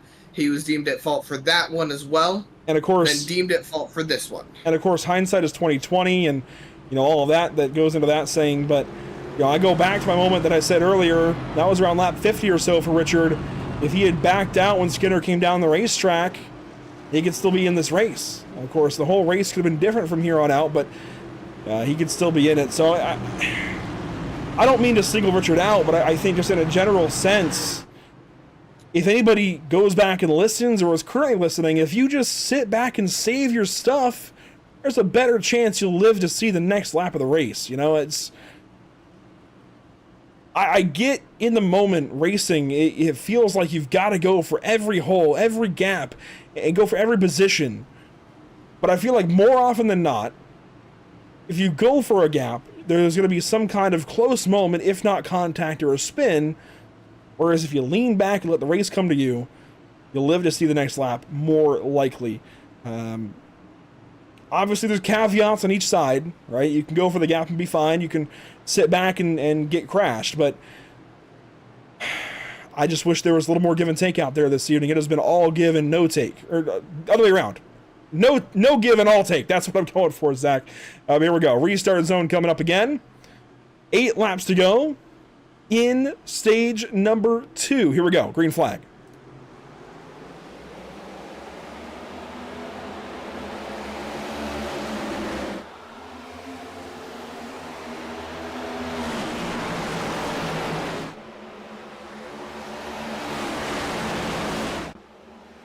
We have seen Dustin Stallings' redemption arc now come full circle. He's in second, Rattel third, then Patinko and Heath. Heath is back up front. You know, Andrew, with how many cautions we've seen tonight and how much the guard has changed around amongst the top 10, I mean, look at it. Maddox and Stallings are still pretty much up there. Rattel and Patinko jumping in. Jensen, Carden, Fritz, Camper, Walker. I think I skipped over Kyle Heath there, but I know he's been up in front quite a bit. A lot of these guys haven't really been up front majority of the time this season, and I feel like they're starting to show their mettle. They're starting to show what they can do with a lot of these fast guys just getting caught up in so much stuff tonight. Well, let's go through the guys that are out of the race. Dan Stoccaro, Jared Hughes, he's a front runner. Josh Parent's a front runner. Zachary Maddox, Braden Van Wingerden usually is towards the front. Johnny Wood Jr., and a couple of these guys are still in the race. Like Braden Van Wingerden is in the race. Johnny Wood Jr. is still in the race, albeit 5 laps down. Richard Wolfsfer is now out of it, though. Braxton Skinner just took it to the pit lane. You have a bunch of guys who usually run towards the front, or at least in the top half of the field, that are out or not on the racetrack in some regard, as there's the pass for the race lead. Dustin Stallings goes up and gets ahead of Brennan Maddox while I was talking about other drivers. So Stallings back up to the front now with 5 to go in stage 2.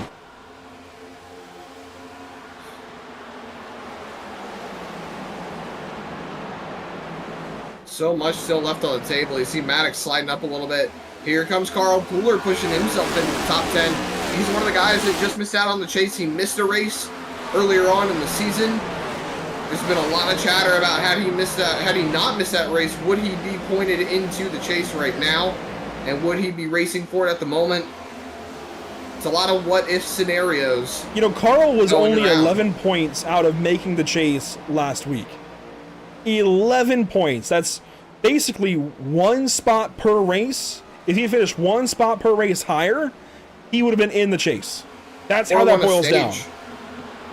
Yeah, won a stage and got an extra stage point somewhere else. I mean, that's all it takes. Speaking of winning a stage, here we go. 3 laps to go in stage number 2, and I have no clue, Zach, how this guy is back out front. Remember, he was in that crash at a turn 4 a little while ago. I think it was turn 4 anyways. There's been so many now that I've lost track. But he was in a pretty big incident. We thought he might have been done for the day, and here he is, leading and about to win a second stage. Don't ask me, man. I've been keeping track of quite a few drivers tonight, and honestly, Stallings hasn't been one of them. He's just been kind of on lock, and I'm not going to say I wrote him off, but with how dominant he's been, it's hard not to expect him to be a guy that really needs to have a good night when he's always having a good night, even when he's having a bad night. Battled on the back straightaway, Scott Fritz on the inside of Eric Jensen. Here's Dakota Camper back in the top 10. Zachary Brandvold is back up here. Carl Pooler is in the top 10. Some great battling actually right behind the top 10. Gray Walker, Coulter Clark, Cameron Gilmore, Sam Dyer is back here in 14th as we begin the final lap of stage number 2.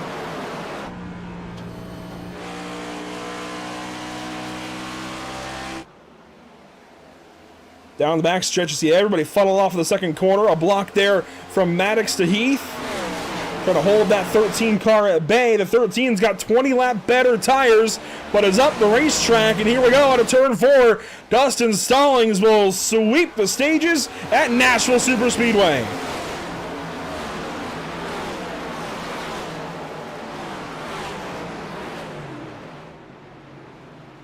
So the Scooty Lou Customs and Graphics double lot Toyota Camry has maximized points so far, Zach. And if you look back at the points graphic coming into tonight, there he is on top of Ronnie Osborne by 13. He just picked up 10 at least, and probably a few more in stage 1. We're talking about at least 20 points between Dustin Stallings and the rest of the field so far. I'm somewhat wondering who has the fastest lap of the race right now to see who could get that bonus point. I know. Is that a bonus point? I think it's a bonus point. I'll let you look into that here as we get pit stops underway in a moment, but that would actually be a surprise to me if that's a bonus point.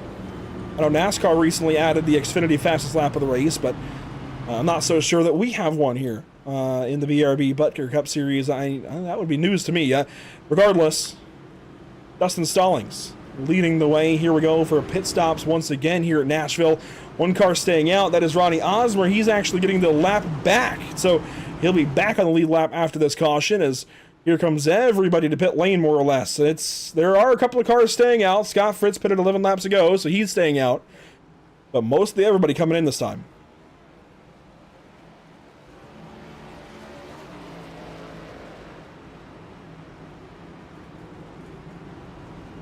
So I can confirm bonus points are awarded for stages, leading 1 or more laps, leading the most laps, and pole position. So he's got pole and the most laps so far. That's what I'm saying. Like, let's just say that Camper wins this race. He's led a lap, so he gets a bonus point for that. He's led the most laps, so he gets a bonus point for that. He's got the pole position, so he gets a bonus point for that. He is currently leading the race, so lock up a win. That is 3 extra bonus points, plus the stage points, so that's 23 extra stage points. 20 stage points, 3 bonus points. Do a little bit of math, it's 40 points for a win, so he's going to be walking out of here with just over 63 points. Or just about 63 points. Well, the win isn't guaranteed yet. Let's go ahead and bring in Kyle Heath, though, as he was the top driver finishing in Stage 2 that we have not yet talked to. We've got driver 13 here, fresh off a win last week at Miami. Kyle, how's the car feel? It feels loose and tired at the same time. I can't tell what it's going to do sometimes. Well, yeah, it's been pretty chaotic out there. Is there any way for you to get back up to the front? I mean, it's been one of those kinds of nights where you go front, back, all and over again. Yeah, I don't know. It's really hard to pass here. You got to really be lucky. To me, it's definitely hard to pass on the low side. You got to get a good run on the high side in order to get a good run going in, and hopefully it sticks on the next corner. But if it don't stick, you're going to lose that position anyway. So you just got to be patient and just let the car do what it's going to do. You can't. It feels like you can't really try to overdrive it, because if you overdrive it, of course, you're going to get a self-spin or end up washing up with somebody on the outside of you. So, I'm just rolling with the punches, trying to do the best I can. Well, as we're going back green this time by, we'll let you get back to it. Best of luck. Yep, thank you. We'll move him back up to his teammates, Eric Jensen and Jamie Plord. Zach, one thing we haven't looked at in a while, maybe at all yet tonight, the Cody Williams design race weather graphic. You see here, ambient temperature 71 degrees, track temp 77. That's come down a bit since the start of the race as we get later in the day. So pretty cool race, honestly, all things considered for these guys. And pretty decent track temp, although the humidity is pretty high. Here we go, green flag back in the air. Let's begin stage number 3.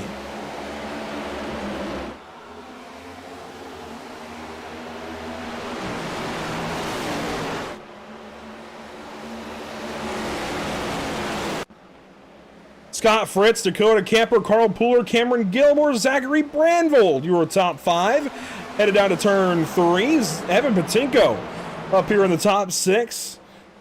Brandvold and Patinko were the first 2 cars off the pit lane. Brandvold took 2.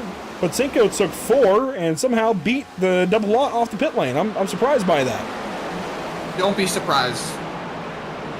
At least by the pit strategy, but don't be surprised if you see Stallings come back up. I was just looking through some trends, and I'm going to be a little bit of a Larry McReynolds here for a moment. Out of the last 5 races, Dustin Stallings has swept the stages in 4 of them. And out of the last 5 races, Stallings has accumulated the most stage points out of all of them, being one race where he did not score 20 points out of the stages. He only scored 19. Wow. Missed it by 1 point. So, that stat then would tell us that out of the last 5 races, he has won 9 stages of 10. So he's on, in the last 5 races, he's won 90% of stages. That is impressive. Dustin That includes Stallings. this race. Yeah, Dustin Stallings leading the way right now. I'd say in the league as a whole. He's got to be the championship favorite as things stand now. But who can upset that? Maybe Dakota Camper, who runs in 2nd place.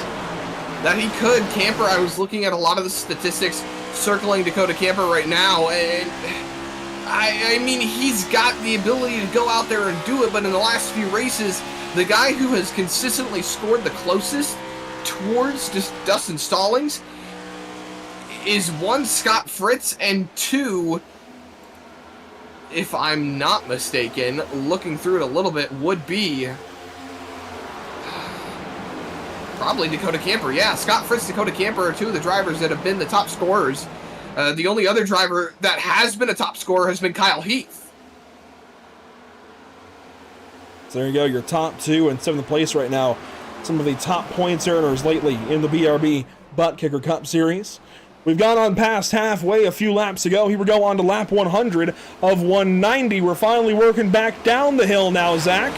It has been a long uphill climb for us to this point. Things starting to calm down for the time being.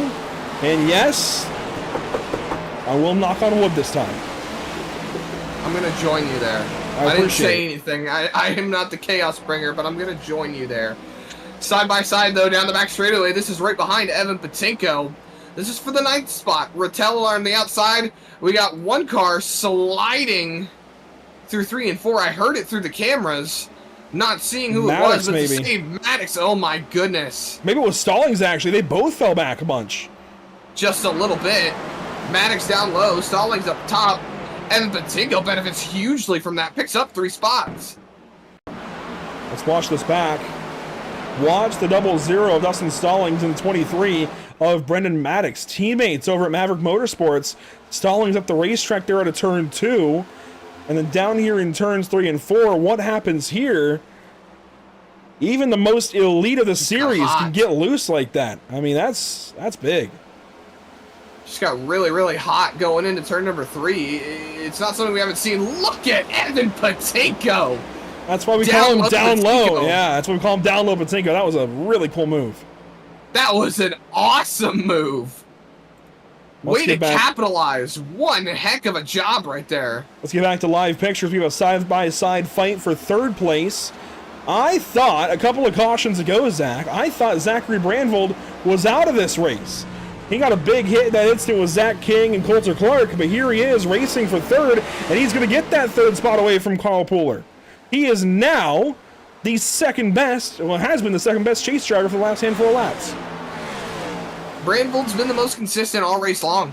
He's done an absolute stand-up job to keep that car up there inside the top 5 of the top 10. He hasn't really dropped down that far. I mean, look at that. His lowest was 16th, and that was after pit stops. So, given the time he spent outside the top 10 was really low and really minimal and only affected by him just going to the pit lane, he's done an absolute stand-up job. It's started in the top 10. It's Walter a little bit in turn 2, but he has been the flag carrier, if you will, for Spirit Racing all season long. Spirit Racing, of course, the team started up by Mason Houseman, was a team back in seasons 1 and 2, and came back here for season 4 after a season away while he raced for Maverick Motorsports. But Spirit Racing, that's Zachary Brandvold, Cameron Gilmore, and Braden Van Wingerden. Not to say Gilmore and Wingerden have not been good, but they have not had the seasons that Brandvold has had. Brandvold has been fantastic, up in the chase, has been contending for wins, really is just missing that one in the win column to finally say that he's made it in this series. He's been doing an absolute great job to keep himself in a good position. He did really great at Indianapolis. He's been capitalizing on some good finishes lately, I will say. Going back a couple of races, looking at his stats, Homestead, he was running good. He was doing a really great job. He started well. He actually started second at Homestead, ended up getting caught in the big one. He finished third at Rockingham, and he finished fifth at Worldwide Technology Raceway, and then he also got third at Indianapolis. So he's got 3 top 5s in the last 4 races. Discount Homestead, he's been on a great run lately. Haley Brandvold out in the YouTube chat cheering him on, and he definitely could use the extra help cheering him forward here in the BRB Racing League. Up front, it's Scott Fritz and Dakota Camper battling for the top spot. Camper was within 2/10 of the 48 car just a couple of laps ago, has since fallen back. But I don't know, Zach, when these two were on even footing, they had the same tires on their cars. They pitted at the same time. They're running different lines, though. At least down there in 1 and 2. Let's see where they go here in 3 and 4. Does Camper go all the way to the bottom? Does Fritz go all the way to the bottom? Does one of them stay higher?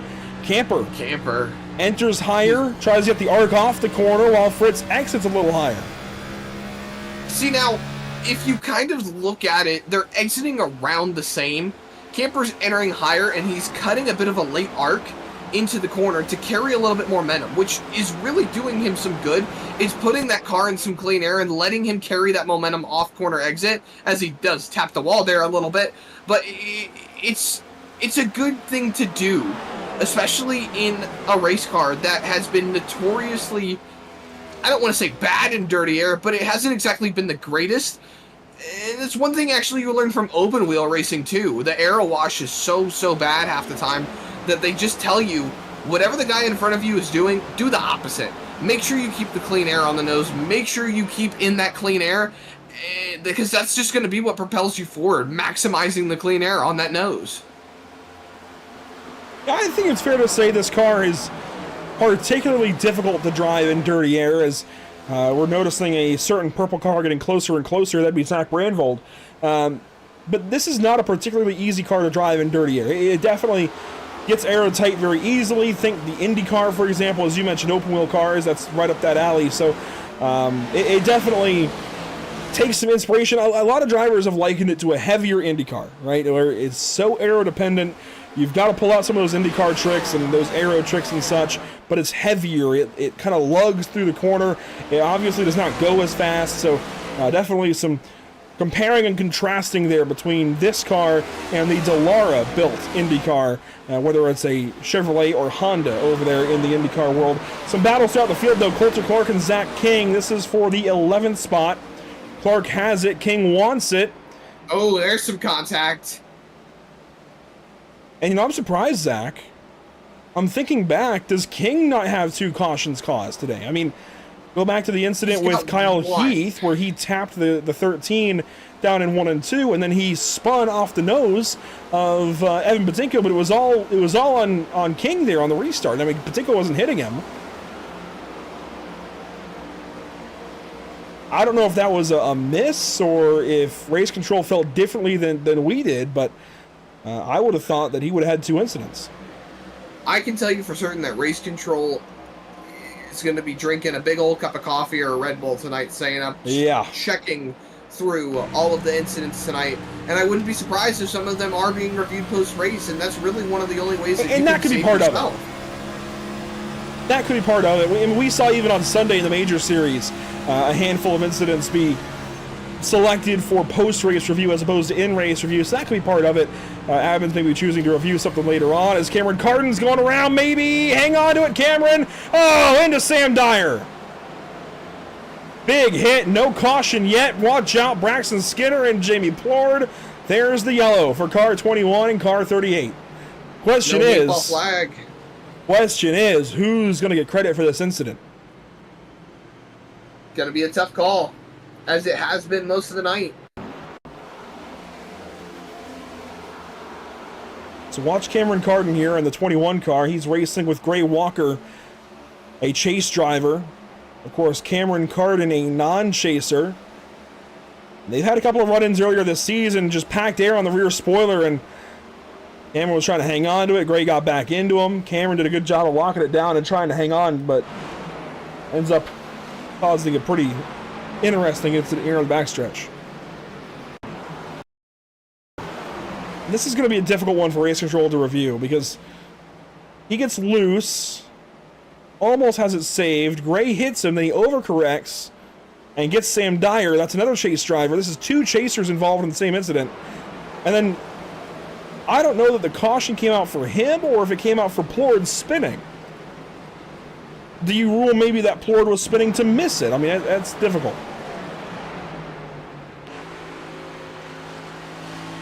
Here's Plord's on board. There's Gray Walker down way in the grass, and Plord just got loose trying to miss. How many times have we seen that happen over the last couple of weeks? Rockingham, Homestead as well. That it falls under different circumstances, but the exact incident is the same. They go low, they spin back right, they lock it down, they either hit the wall or they just slide. I mean, we saw it with Carl Pooler multiple times at Rockingham. We saw it with a number of drivers, including Carl Pooler again at Homestead.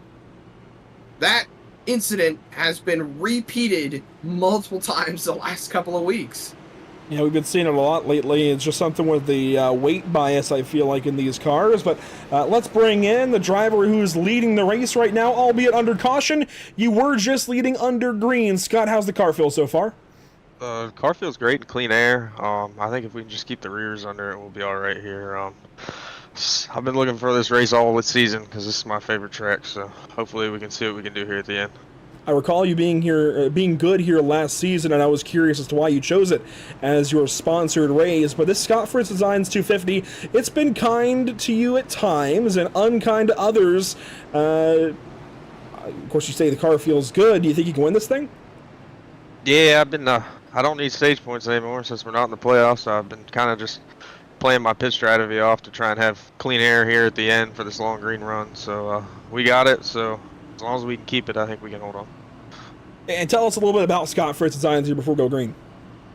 Oh, we don't do much painting much anymore. Really, just myself and a few friends and stuff. But do a lot more IRL stuff now than we do on the sim anymore. But business is good, and hopefully this race is going to be pretty good. It has been so far. It's been good seeing you out front. The whole league has taken notice of you lately. Nearly made the chase. Maybe next season. Yeah, hopefully. We've been one spot out pretty much every year, and just hasn't been our year. A lot of bad luck this season. Finishes haven't shown how good we've been, but I think we're finally starting to turn it around here and carry some momentum into next year. 48 car looking good here at Nashville. Best of luck to you. Thank you.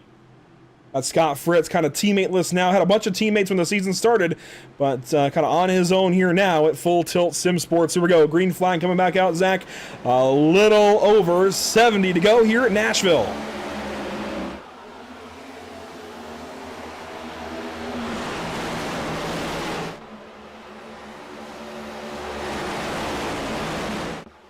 And Zach, was it not Nashville a season ago where we saw the infamous fog race here for BRB?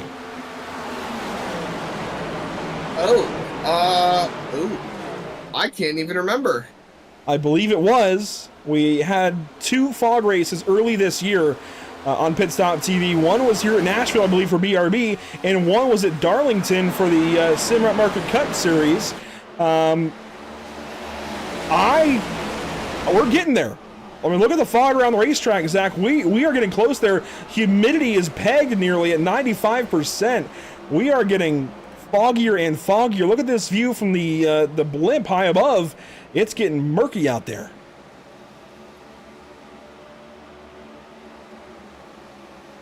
Of course, these drivers should still be able to see pretty good. Visibility down on the racetrack is still okay. But from some of our further distance camera views like this one, it's getting harder to see those cars at the other end of the speedway.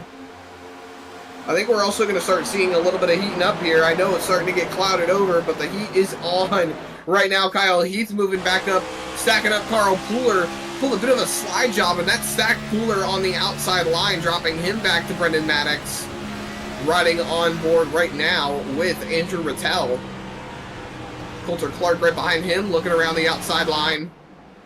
They're getting dicey back there, but Zachary Brandvold up in front. I'm paying attention to him. He just set the fastest lap of the race not 2 laps ago. Justin Stallings right behind him. You see them right in front of this group we've got our eyes on. I think this lead group as a whole, Andrew, has got some speed right now. And as we roll into the last stages of this race, I think we're going to start seeing some guys coming to life a little bit more. Zachary King down to the apron there on the front stretch. That's been his signature move all night long. He runs in 11th, right behind Cameron Gilmore. You're watching Andrew Rattel and Coulter Clark there. They are side by side. Rattel going to lose that spot. Clark going to take it over. That is good for 8th position. But out front, Zach, it is all Scott Fritz at the front of the field by about a third of a second over Dakota Camper. And that is about 3 to 4 car lengths, maybe even more, as he stretches that lead out on the front straightaway here at Nashville.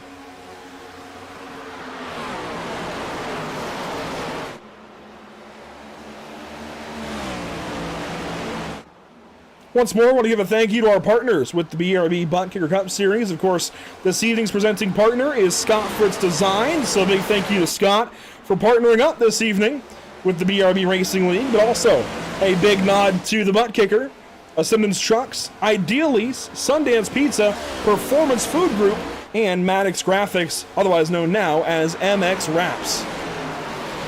I could really go for a Sundance Pizza right about now, Zach. I know we say that a lot, but I'm starting to get a little hungry over here. I don't know about you, but a big thank you as well to Whiplash SimCams, ATVO, CC's Business, Cody, Williams Design, Lucky Performance, and the North American Racing League. We're getting closer to that NARL Driver of the Day vote, and right now, Zach, a favorite has got to be this guy leading the way in car 48.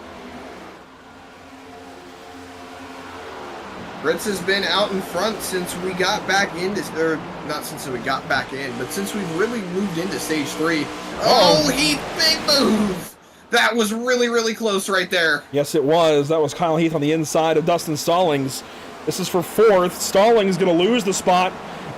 I think he said, you know what, if you're going to get that aggressive for it, just take it. I'll get you back later. But you know what? For these guys, these two in particular, there's a bump down the front stretch. For these two in particular, they were on our Who You Got graphic. I feel like you have to get this aggressive. Dustin, of course, trying to lead the standings. He wants to put as many points between himself and the field as possible. And Heath, of course, is trying to battle that. They've got to be aggressive, especially as we get later and later in this race. That aggression is going to ramp up. There's really not much you can do at this point right now, this late in the race, though, Andrew, with the number of drivers that have dropped out of this race, whether it be to wrecks, connection issues, anything along those lines. If Stallings were even to just fall down the running order a little bit, he wouldn't go down that far. There you see Cameron Carden getting back out onto the racetrack after getting involved in some of those earlier on incidents. So what we're talking about, you know, I love seeing these drivers get back out there and try to make some laps. He's 11 laps down. Let's see what he can't do at the moment. But when you've got drivers staying out on the racetrack and you want to see your competition fall down the running order, there's not that much farther they can go. It's just difficult to try and maximize those points when Stallings has won both stages. Points alone, he's got a 33-point advantage to the next car. Well, I think Osmer earned some points himself, but it wasn't nearly as many as Stallings. So it is going to be 20 to 30 points.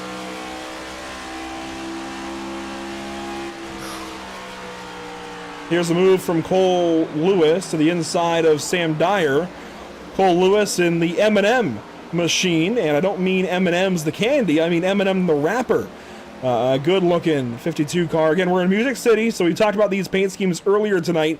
If you missed that, though, I know there's some fog between us and the cars now, but this is a look at the death of Slim Shady, coup de grace, number 52 of Cole Lewis. And we also had, of course, Cameron Carden in a musical paint scheme this evening with some of his favorite music there on the side of his car. Holy Smoke, his favorite band, I believe, on there. We also had Josh Parent. Of course, he's out of the race now. Can't show you his paint scheme now, but he was out here in the Shine Down Planet Zero, number 90.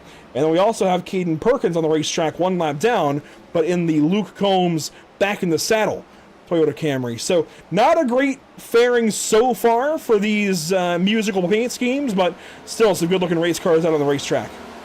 Well, you know what they say about candy. What do they say about candy, Zach? It comes with a wrapper. Oh, you know what? That's the first one you've ever said. That's good. I'm sorry. I know it's a backhanded compliment, but that is your first really good one. That was good. I like that. Hey, even a broken clock is right twice a day. Well, that's fair. See, that wasn't quite as good.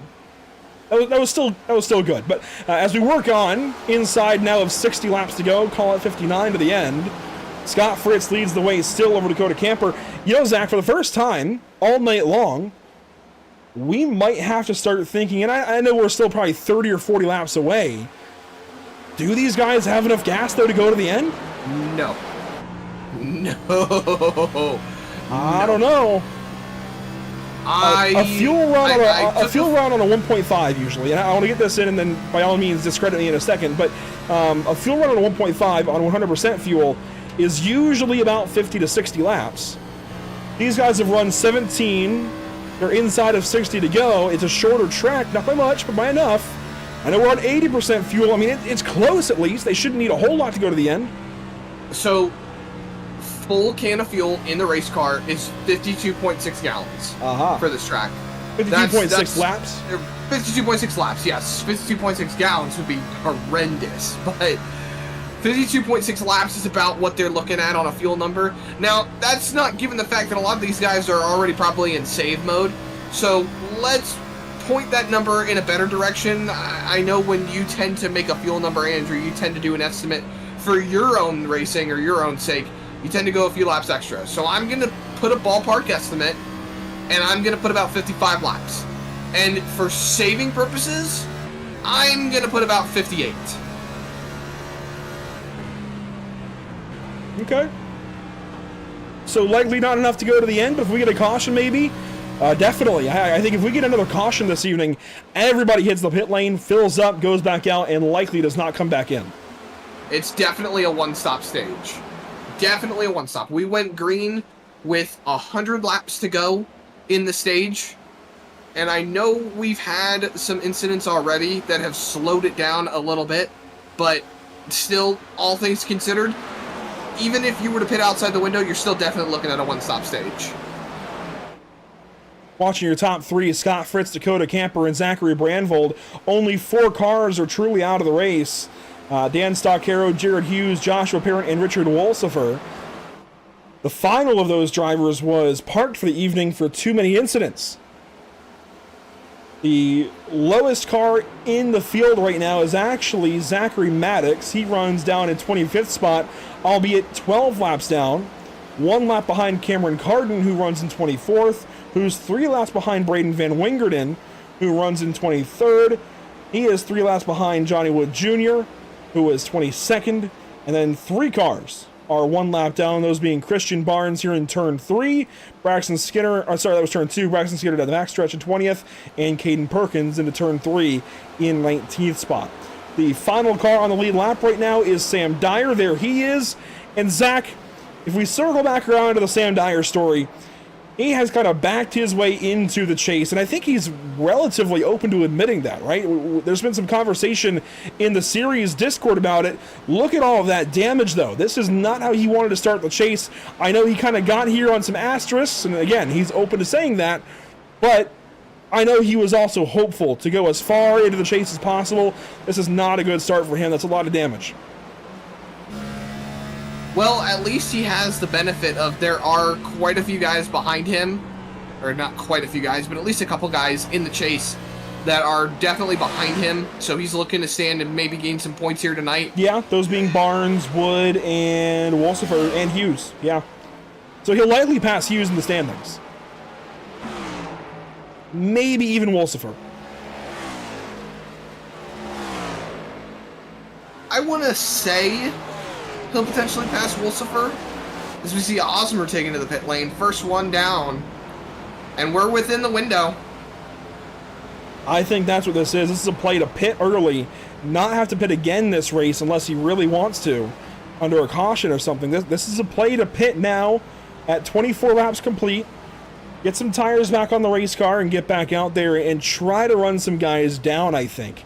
And use the race car to hold those spots later, because he's got damage. He's been open. He's nursing it. He's just trying to get to the end. I think this is absolutely a play to just get 2 tires even. So 2 tires, fuel, back on the racetrack. This is a strategy move for sure for Ronnie Osmer. Mitigate time lost in the pit lane. I like it. He's going to have 2 fresh right side tires. He's going to be able to track a lot of these guys down. Not to mention the fact of he's not going to lose that much time on him. So whatever time he doesn't gain on the racetrack is going to be mitigated by the fact that he only took 2 tires. So I like the call. I like it. It's a bold move. It's a big strategy call, but I really like the idea. Now, is he going to be loose for a few laps? Oh, absolutely. But once those tires come up to temp, he'll be in a good spot. 5 cars in a line for the top 5. Scott Fritz, Dakota Camper, Zachary Brandvold, Kyle Heath, and Dustin Stallings, the top 5 cars on the racetrack. 4 of those are chase contenders. The only one that is not in the chase is actually the race leader, Scott Fritz, but he's getting run down here. Zach Dakota Camper has gotten a whole lot closer lately. That he has. Camper inside that rearview mirror, just... is it... You have 3 Shinedown paint schemes on... Or not 3 Shinedown paint schemes, but 3 paint schemes on this race of classic artists. Would it be wrong of me to make a classic NASCAR game reference? He's pushing that Intimidator button. I like it. I like it a lot.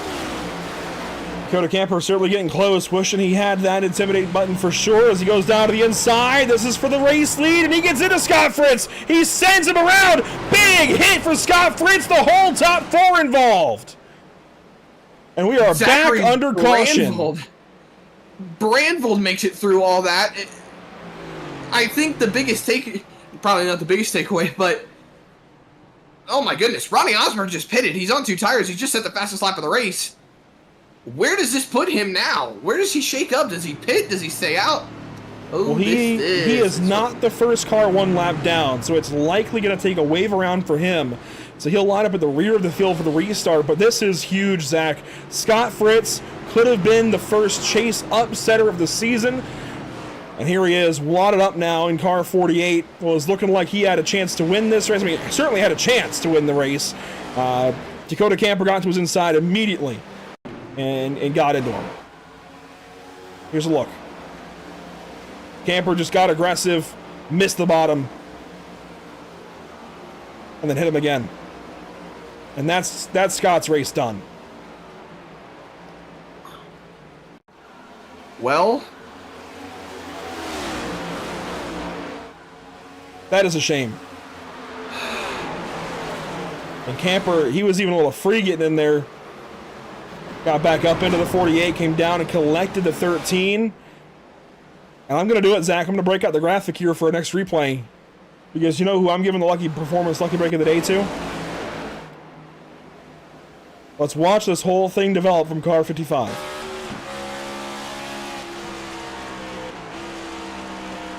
Pit stops are underway. We'll recap that here in a moment, but with 45 laps to go under caution, I'm going to give Lucky Performance Lucky Break of the Day, potentially the most impactful one of the night. I'm going to give it here to Zachary Brandvold, and you'll see why here in just a moment. Watch how close they're going to get. I'll even slow it down. Right here, right on his door, Camper nearly collecting that 55. Around. Well... I hate to be the bearer of bad news. Actually, I don't hate to be the bearer of bad news. This changes up in the insane complexity of this race already. Dakota Camper parked. Second at full of the incident in the night. It's like, I hate to be the one to say that, but at the same time, it creates even more drama that we've already seen in this race already. Wolsifer's been parked, that's a chaser. Camper's been parked, that's a chaser. Johnny Wood Jr. is still 5 laps down, he's a chaser. Then you've got Jared Hughes out of the race. I mean, the drivers that stand to gain the most right now, Zachary Brandvold, Sam Dyer, Gray Walker, Justin Stallings has gained a ton of momentum throughout the night, but he's not even close to the lead right now. And once again, Zach, I asked the question, was that worth it? No. I really don't think so. I think a little bit of patience would have been warranted right there. This is a very punishing league rule setup with, 2 incidents and you're done. Usually you get 3 at least, but these admins have cracked down on things, and we don't see the rule used all that often, but we see it here used now in 2 cases. Richard Wolsifer and Dakota Camper, both chase drivers. And again, I mean, If they had laid back, I know hindsight's 2020, so I don't want to go too hard on both of them here, but because I don't think either one necessarily did anything wrong. They were just racing. But in both cases, they were just racing. But if they had zigged when instead they zagged, they'd still be in the race, and Camper could still be second place under green, and second's a whole lot better than parked and currently in 21st. So that's the way I look at things. Maybe I'm wrong, but here we go. Inside of 45 to go. Back into the restart zone. Green flag is coming out. We are racing again in the Scott Fritz Designs 250.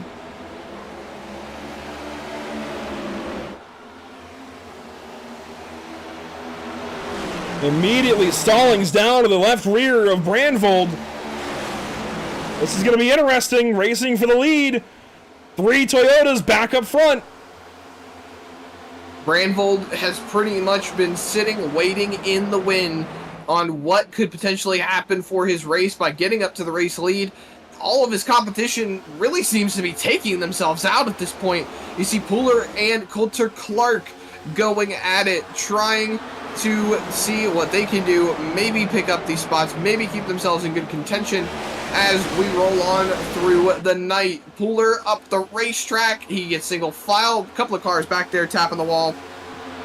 It's all shaping up as we roll into the last 40 laps, 41 to go when we take across the line. You know what it's shaping up to be, Zach? Another kind of Dustin Stallings night. Oh boy. He's back in second place, and he just ran the fastest lap of the race, and he baited the 55. Brandvold went deep. Here comes Dustin Stallings on the inside. He has got to move now on Zachary Brandvold for the race lead with 41 to go. He's going to take it away. Not so fast. Never mind, there he goes. I was about to say, that was going to be a pretty quick move, all things considered. Brandvold back into the second spot. You got to ask yourself, Andrew, when are you done being the bridesmaid? When are you going to go up there and put a ring on that finger?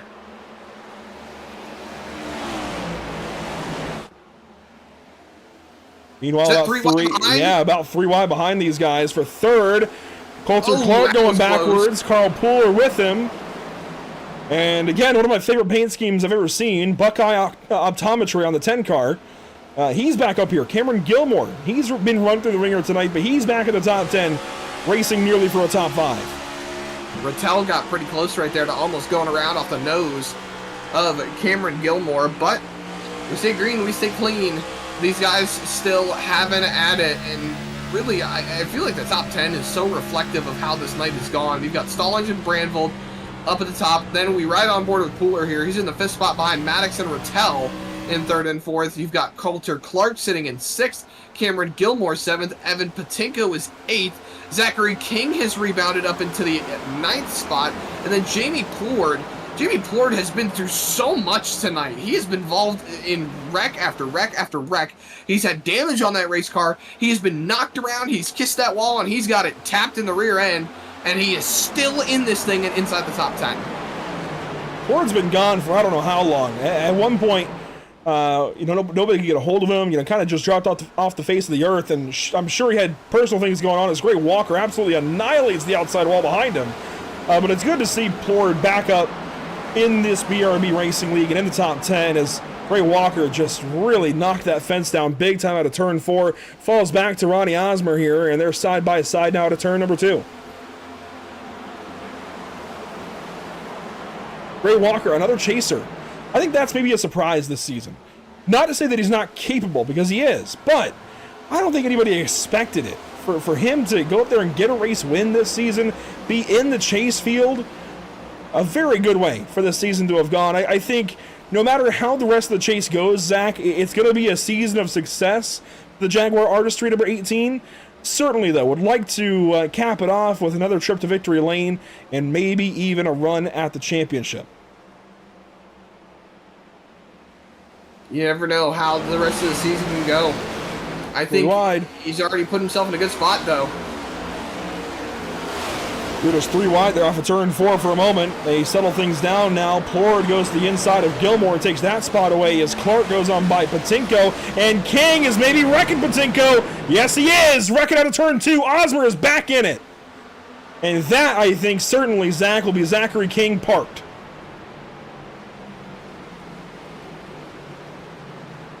Yeah, Patinko's not and happy. Pattinko. Yeah, he's not. He's showing his displeasure right there. One of the best runs we've seen from Buttkicker in a while. He was up in the top 10. It just passed Coulter Clark. This was for about the 6th position. And King dives here in turns 1 and 2. Up and up and up and up and just keeps going up into his door. Johnny Wood Jr. even got a piece. Are you kidding me? 5 laps down still, and he gets another piece of it. You are never safe on the racetrack, Andrew, regardless of if you are laps down or not. Yeah, Johnny Wood is feeling that. Ronnie Osmer's feeling that. Let's see this from Osmer's perspective. He was just behind it, and he was just behind Johnny Wood even.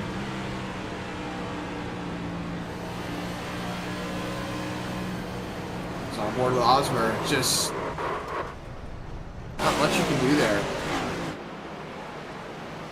Does tag the inside wall, not very heavily, but does tag it. And we've got some cars headed back down to the pits. Coulter Clark, one of them. Sam Dyer, another. Ronnie Osmer is in. Zachary King is in. Evan Patinko is in. Caden Perkins as well. And they're all following this guy, Dustin Stallings. A lot of leaders stay out here. They haven't run too many laps, Zach. About 10 green flag laps on their tires. Maybe even just 8. So not too long on these tires. I think it's okay to stay out here for track position, but gotta wonder if we get another caution here. I think pit lane might get a little more active.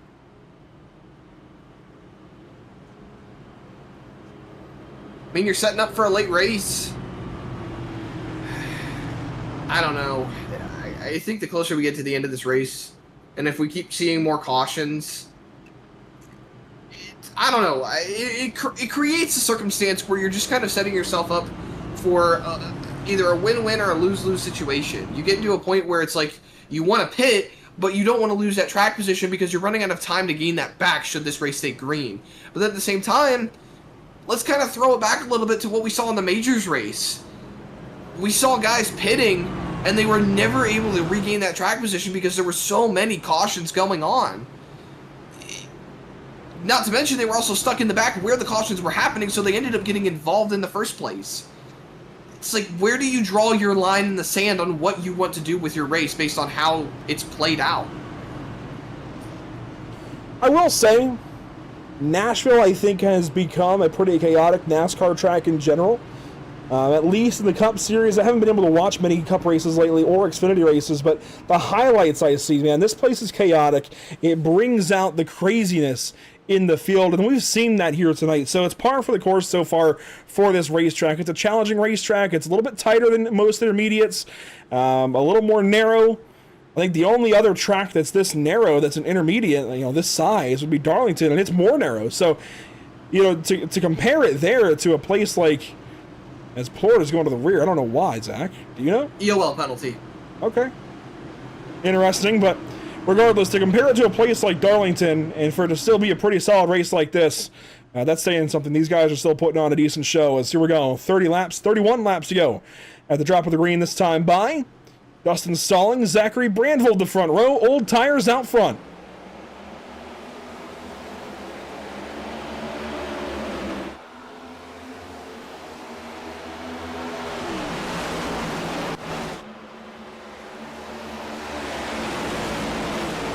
And the sun continues to get lower and lower behind the front grandstands, casting longer and longer shadows down the backstretch.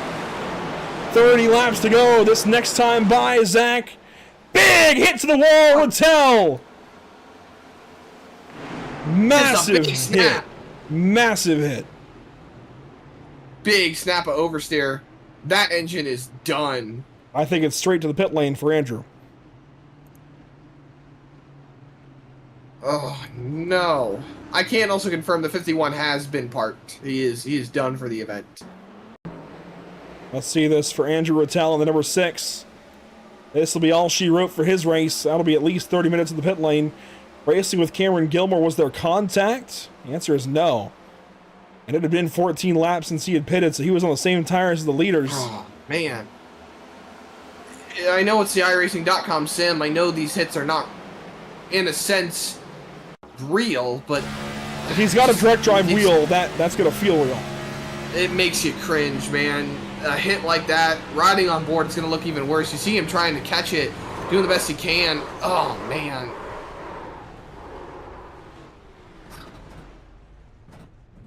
And in instances like that, too, direct drive wheels are great for realism when it comes to the iRacing.com sim, but they also are really, really hard to catch. And, you know, if you've ever been to PRI, where they have a big sim racing display, they have a lot of direct drive wheels there with a lot of the big sim companies, they pretty much straight up tell you there is an angle that once you get to it, the wheel will not really allow you to catch it. And at that point, you are inclined to let go, otherwise it will snap your wrist. It will hurt. It can break your wrist. These wheels come with warnings like that. Well, as we take another caution here, I want to dial up another driver this evening. This is going to be Cameron Gilmore, who runs back in the 5th spot right now under caution. And Cameron, it has been a rough and tumble race out there. Maybe looking a little bit red-eyed like the side of your car. I really like the paint scheme. What's the story behind it? Yeah, so one of my good buddies here in Kannapolis is actually an optometrist, and I was lucky enough to bring him on board, and he's been supporting me throughout the season. Well, good to see a local company there on the side of the car. Really like the name, the paint scheme, all of it looks really good. But as far as the race for you, of course, Zach has been kind of carrying the flag for Spirit Racing, but you're not to be outdone this evening. Top 5, can you stay up there?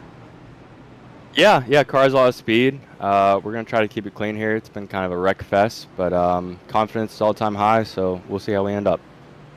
What's it going to take to get you at least into the top 3, if not into victory lane tonight? All of it. Everything. Exactly. All right, well, good to talk to you, Cameron. Best of luck here on this restart. Inside of 30 to go. We'll be watching car 10. And that's Cameron Gilmore. He's been racing up there with the Maverick Motorsports bunch. In fact, that entire team, Spirit Racing, is well integrated over there at Maverick Motorsports. That channel right now has Dustin Stallings, Braden Van Wingerden, Cameron Gilmore, Zachary Maddox, Brendan Maddox, Zach Brandvold, and Evan Patinko all in that one Discord channel, racing together, working together here. That is maybe the biggest kind of community in the league, I'd say, as far as a team sense goes. So as we get ready to go back green flag racing here, we have got an interesting one set up for us. Again, some older tires out front, but the first new tires in the field, Zach, are Ronnie Osborne and Coulter Clark. Here they come to the restart zone. The restart is 7th and 8th. Let's see what they got.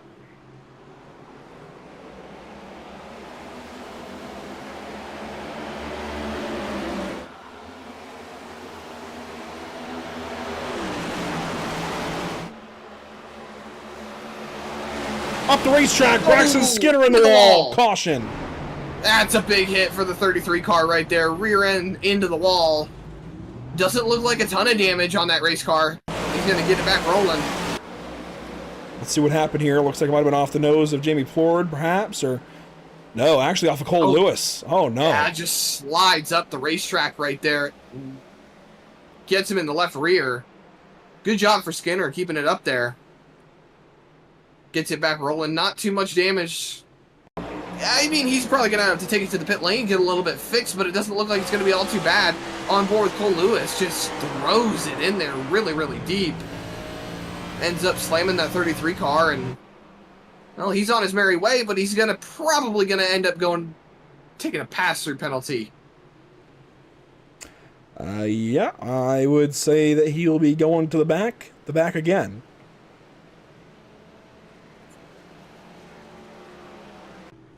Come on, Zach, give me something there. Going to the back again? As in Shady's back? All right. No! That's an M&M paint scheme. Guess who's back again? Shady's back, tell a friend. Man, I don't listen to Eminem. Oh my gosh, you're missing out. That's okay. We're coming up on 20 to go. We've been over this. That's okay. Coming up on 20 to go, I want to revisit what's upcoming for us here at Pit Stop TV. As you see Johnny Wood Jr. get a lap back. He'll now be 4 laps down, maybe even 3. I think 4. So that's a big break for him. But next up for us, Zach, it's out to Oxford Plains Speedway. And this is a special one for me. I'm not originally from Maine, but I lived there for a handful of years when I was really, really young. It made an impression on me. I love the state of Maine. And I'm very much looking forward to showing off Maine's premier short track here on the sim. Maine's only short track on the sim, but Maine's premier short track for sure. Adjacent to that news, Zach, let's go to Oxford Plains this week. Did you see the Speedway 95 up in Herman, Maine got bought by Ricky Craven? You know what? I was just reading that under one of the last cautions. Yeah. So, Ricky Craven, NASCAR great. I'm going to say just because of the finish with Kurt Busch at Darlington, forever ingrained in history as one of the closest finishes in NASCAR history. At the time, it was the closest ever. Ricky Craven buying up Speedway 95 in Herman, Maine. That is my local short track to where I used to live in Maine. That is, when I'm up in Maine, that's where I go. Speedway 95. Unity is a little more local, but Unity has only recently come back into the forefront. And Oxford Plains is now local to my personal grandfather, Andrew Cardinelli Jr. So he's local to Oxford Plains, and we're headed there this week. I think it's starting to follow a bit of a trend here. We're seeing a lot of drivers actually starting to buy up these tracks. Matt Tifft just bought a short track, yeah. So it's interesting to see, but I also like that drivers are kind of understanding their love more for the sport outside of being in a race car and realizing kind of the thing that Dale Jr. started with, bringing back these short tracks and keeping them from falling into disarray, keeping them from falling into the hands of, in my opinion, greedy real estate. We've got to preserve these iconic and historic racetracks. That we do, and you know, it also makes me wonder if NASCAR drivers are buying up these short tracks and bringing them kind of back to life, reinvigorating them at the very least. Does that mean maybe we get more iRacing short tracks soon, like Mansfield Motor Speedway or Speedway 95 potentially? Wake County would be really cool. But here we go. Green flag coming back out here at Nashville Super Speedway. Back to the restart zone. Stallings, Brandvold, Pooler, Maddox, your front four. Green flag is back out in the Scott Fritz Designs 250.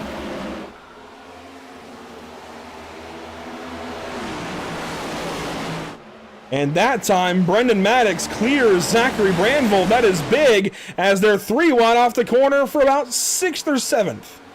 Almost 4 wide back there, really. One car way down low. That's Cole Lewis. He's going to be ducking into the pit lane to serve his pass-through penalty as we ride through turns 3 and 4.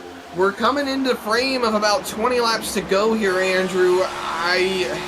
I'm getting to a point where I feel like my picks for driver of the day are going to be very, very tight, very difficult, because there's a lot of good drivers up here that would be really solid picks. Well, let's go ahead and do it then, Zach. I'll give you the floor here as we check in with Ronnie Osmer, who has driven back to the top 10. He's actually 7th. I'll give you the floor. Let's get your 2 picks in for driver of the day. I think my first pick has got to go to Zachary Brandvold. Maybe it's just because he's a fellow Zach, but I think Brandvold has been doing an absolute stand-up job, being consistent all race, doing a great job to get up there and get dirty with those guys. Not dirty in the sense of racing, but dirty, like down and dirty. He's getting up there and racing them, and I love seeing it out of this guy. He's doing a really good job, and I think for my second pick, honestly, I'm going to have to go with Carl Pooler. He's been doing a great job as well. He's up inside the top 5. He's showing these guys that even though he missed out on the chase, he can still contend for these race wins. He can still contend for these great finishes, and he's having a great night. He got involved in a couple of things, but he's picking the pieces back up and doing a good job.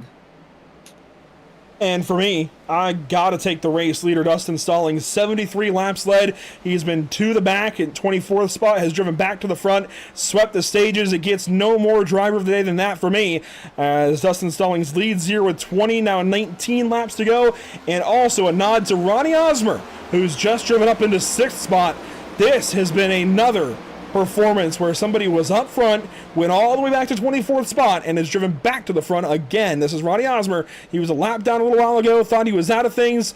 I'm going to give him a look for North American Racing League Driver of the Day contention, and the vote is now live over on YouTube. So to those of you watching on the YouTube platform, make sure to get your vote in for North American Racing League Driver of the Day. Again, Dustin Stallings, one of the drivers you can vote for. Zachary Brandvold, another.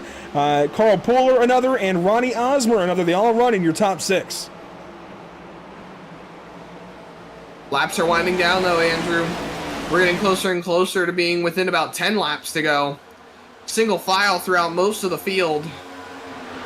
And I think after all the wrecking, after all the cautions, after all the heartbreak, we're starting to get into the point where the drivers are coming into their own. We're starting to see them settle into what they've had all race long and pushing and capitalizing on it. Here you see Kyle Heath working on the back bumper of Zachary Brandvold. Brandvold has been a very big, adamant driver of being on that bottom line early on in the corner, and you can see how much it's sacrificing on exit. He's blocking hard. Oh, baby. A big block there out of Brandvold takes Heath all the way down to the bottom.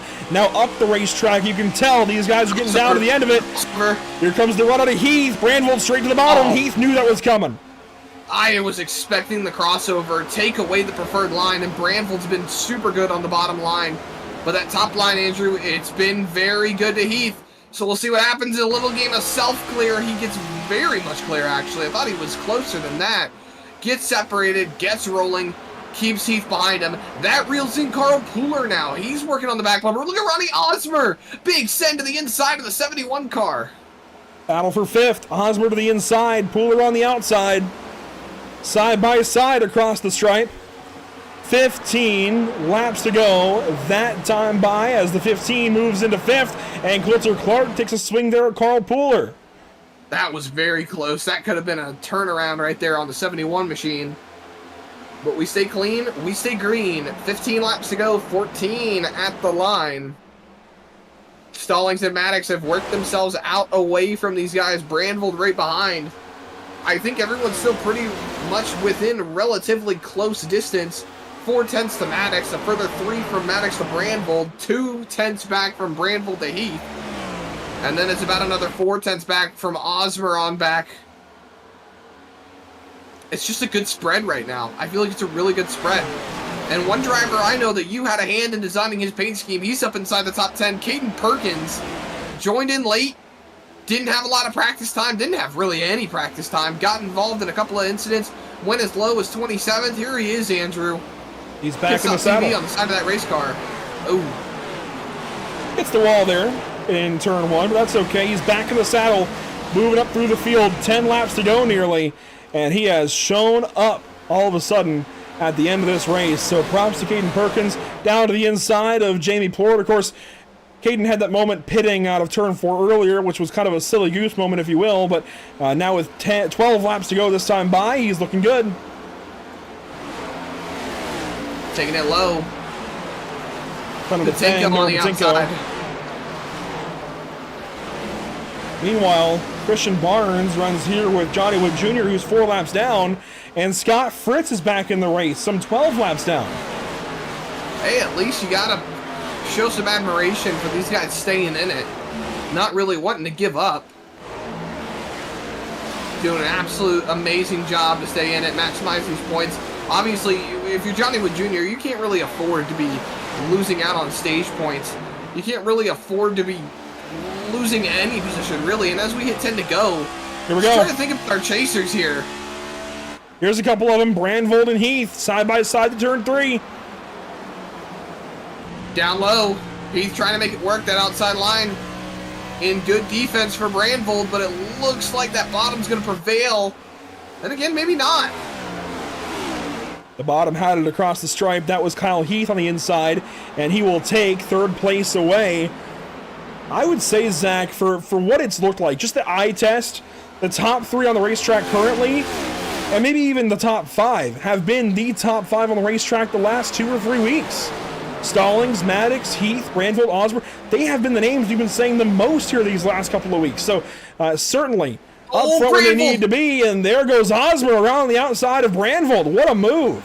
He got big time loose off the corner exit right there. I saw the bobble out of camera shot. The 55 is just struggling this late in the race. He's trying to hang on to these tires, doing everything he can at the moment, but Osmer just capitalized on it, rolled right around the outside, puts himself into the 4th spot, chasing down Kyle Heath. That brings up the point that I was making just a second ago. Our chasers, Stallings, maximizing points. Maddox has maximized points as well. Heath, Osmer, Brandville, they've done a great job, this top 5, of maximizing all the points that they absolutely can. The next driver, who I believe is in the chase, is further down outside the top 10. And next would be Christian Barnes in 12th.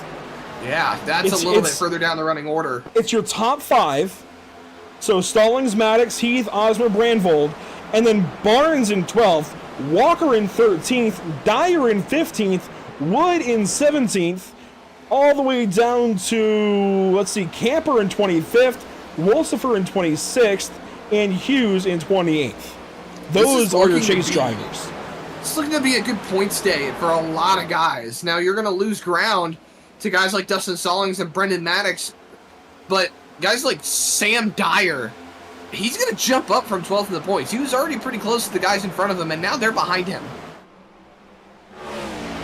Yeah, but it's not the day that could have been for Sam. Of course, he's still got a lot of damage that he's nursing. There he is back here with a bunch of damage on his 35. And as we come around to get 6 laps to go, I believe, maybe, yeah, 6 laps to go this next time by, he has got a whole host of problems for that 35 car. He's just nursing it, trying to get to the end, and I respect the grind for sure. Out front, Dustin Stallings leads the way over Brendan Maddox. That's been the same way since we got back restarted. Now, Zach, since we got restarted, Ronnie Osmer has moved up a handful of spots. He's actually got better tires than the whole top 3. Could he move up into the 3rd or maybe even 2nd spot? It's a possibility. He's got the time to do it. 5 laps to go, but he'd have to dispatch them quickly. He'd have to get up there first, too. The gap right now from Osmer to Heath is only about 0.4 of a second, so it's not impossible to go get that 3rd spot, but I think locked down, that top 2 is right about where it's at. Maddox has been so good on these longer runs, even on the older tires, that I think he's just going to be able to hang on. Maybe Kyle Heath will get up there, fight him for it, but unless something happens, I think Ronnie Osmer is just about stuck where he's at. Brandvold dropping back into the clutches of Coulter Clark and Carl Pooler as we ride on board with Kyle Heath. He's closed up to the back bumper of that 23 car, sitting just about 0.2 behind.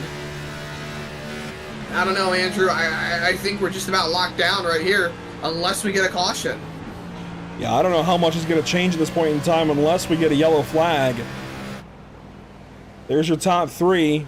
Stallings, Maddox, and Heath as they drive down to turn number 1. 3 laps to go for this gentleman. He's got his wife on the hood, his daughter on the side. Could he go for a 3rd win this season, 2nd in a row at Nashville? You know, at one point in time, we called one driver the king of the concrete. If he gets it done here at Nashville again tonight, all we need is a Dover or Bristol race, and maybe we got a new king of the concrete, 2 to go for the Scooty Lou double aught. Why? I'm sure he's going to be happy to see Popsicle Sticks in the air. Stallings has just been on lock all night. He has been the top scoring driver out of anybody in the last 5 races. There's just nothing stopping him right now, Andrew. He's been on rails and rolling into the chase. First race in, I think, making a statement right now as we roll up to the white flag presented by Whiplash Simcams one more time around for Dustin Stallings. Just as the lights kick in, Dustin Stallings looking to get it done here under the lights at Nashville Super Speedway. It's just going to take a half a lap to get back around now. There's a block in the back. Coulter Clark on Carl Pooler, that's for 6th. But out front, it is all car 00, and Dustin Stallings is going to walk away from Nashville a 2-time track winner, 3-time on the season, and the first of the chase.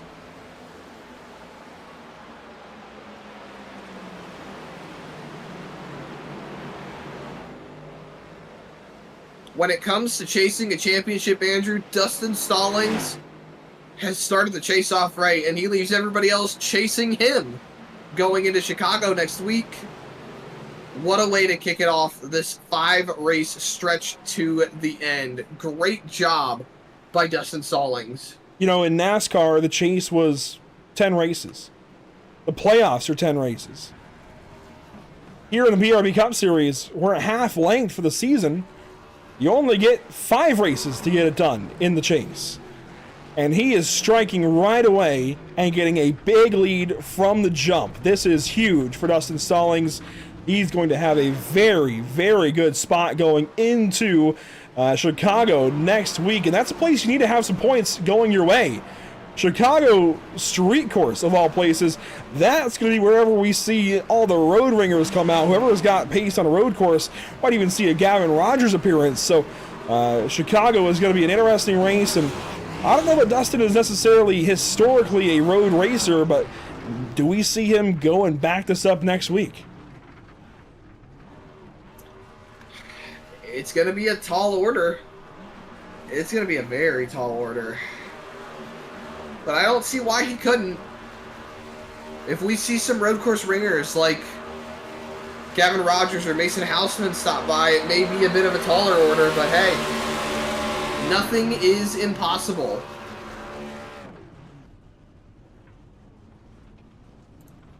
A late race for us for sure, ending here at 11:28 or 11:27, I think, Eastern. This was a long one. It wasn't always looking that way. This race got off to a great start, and then everything broke loose. And if we look at the race infographic, 18 yellows for 54 laps. It doesn't tell the story of just how green we were at the end. It took a lot of grinding to get to that point, though. And Dustin Stallings comes out on top of all the chaos here this evening. Again, Scooty Lou Customs and Graphics on the hood. His daughter's artwork on the side. I can't get enough of this paint scheme, Zach. It is oh so fitting that it goes to victory lane here at Nashville. It's great to see. I think it creates a really emotional win for this guy. He's done such a good job to put himself in a good position, and you know, a lot of these drivers are family men. They do a lot of sim racing, but they also have families that they have to look after and take care of. A lot of them have buns in the oven. Adam Buzzio, I know for a fact, him and his wife are expecting. Dakota Camper. Yeah, Dakota Camper's expecting as well. You know, these guys, they care about their family, they care about their kids, and they also care about their racing that they do here in the BRB Buttkicker Cup Series. So I find it's a great way to blend those two aspects and bring them all together. Dustin Stallings getting it done here this evening at Nashville Super Speedway. Certainly a job well done for driver 00. We'll take a look back here in just a moment at your unofficial race results when it's all said and done. Oh boy, what a crazy day here at Nashville Super Speedway. Let's go back and take a look. Unofficial race results coming at you here. Dustin Stallings on top. Brennan Maddox in second, Kyle Heath, Ronnie Osmer, Zachary Brandvold. Again, kind of the 5 best that we've seen since we came back from the summer are your top 5. And then throw in Coulter Clark. Carl Pooler's been on a tear. He's put together some really good finishes lately, despite having bad starts to these races. Cameron Gilmore in your top 10. Jamie Plord makes his return, goes 9th. And then Caden Perkins grabs the top 10 for that Luke Combs-inspired paint scheme. A great run for a lot of these guys. Rolling on down, you've got Christian Barnes in 11th. He was running up front early on in the race. Gray Walker, Braxton Skinner, 12th and 13th. Sam Dyer ends up 14th on the night with Evan Patinko finishing 15th in that number 81 machine, 27 seconds off the lead. First car 1 lap down goes to Cole Lewis after taking his pass-through penalty for causing an incident. Johnny Wood Jr.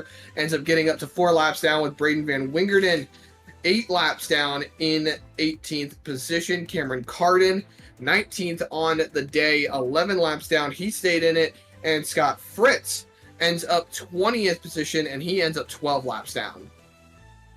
And back at the 21st spot, you'll find Zachary Maddox. Andrew Rattel, 22nd. Early exit there after his incident out of turn 4. Zachary King parked at the end. He finishes 23rd spot. Eric Jensen, an early exit in 24th. Dakota Camper, we saw his incident where he was out of the race with Scott Fritz. He will be credited with 25th ahead of Richard Wolfsfer, who's credited with 26th. Then Josh Parent, 27th. Jared Hughes, 28th. A very early exit there for Jared, and even earlier exit for Dan Stoccaro, credited with last place this evening in 29th spot. let's go ahead and dial up our race winner this evening. We talked to him after stage 1. He won stage 2. And through all the chaos and every setback this evening, Dustin, you're our race winner here at Nashville. How special is it in this particular paint scheme? It's really awesome. It's like so surreal. Honestly, like there was a good portion of this race where I didn't think I was going to be able to get back up toward the front, but luckily I made it through some wrecks that happened, and I think I got in the back of the 19, I guess when he was serving his drive-through after, I think it was the start of stage 2. Didn't really have much damage from that, and then I think there was something else I thought I had a little damage, but I guess I didn't. But just made some good moves to avoid some of the wrecks, getting my way back up there, and some very close ones. I can tell you that. I probably need a new pair of shorts, but feels really good.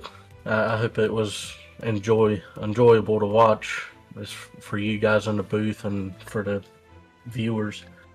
It was definitely a chaotic race, a rough one this evening, but still a lot of fun to get through, and definitely a lot of drama and great storylines for you as you open up the chase here with a couple of stage wins and a race win. And Zach even pulled out a stat. In the last 5 races, can you guess, Dustin, how many stages you've won? I know at Indy and Gateway, I swept the stages, and I think I also swept stages at Miami, I believe. And then tonight, I think it was probably 10, I believe, after tonight. Something like that. I think that's what it was. Out of 10 stages in the last 5 races, you have won 9 of them, per Zach Burtis. That is an incredible rate at which you're winning these stages. And that just goes on top of whatever your race result is, which in this case is another win. So congratulations, Dustin. You are beating the socks off your competition, and I cannot wait to see where this leads you in the whole grand scheme of things for the championship. I appreciate it, man. I've been busting my butt this season, just trying to improve in little areas here and there, and thus far it's been paying off. I know there's a couple of little mishaps I had tonight that kind of set me back a little bit in some of the long runs, but after experiencing that and having a couple of saves just from my error, it kind of served me well on just kind of having that in my mind on know not to push as hard in certain areas of the track. But it's awesome. I know, I'm pretty sure I had like max points. I think Brendan got the fastest lap, but yeah, a great start to the chase for sure. I'm just gonna keep going 1 week at a time. Next week we got Chicago Street Course, and out of the remaining schedule, I'd say that's probably the question mark for me. I've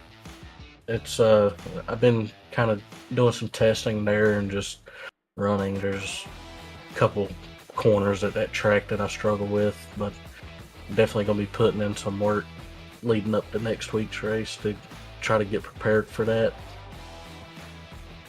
Well, Dustin, good to catch up with you at the end of this race. Of course, another race win for you. A great start to the chase. The best way it could have gone for sure. Congratulations, and hopefully we're talking to you next week at Chicago.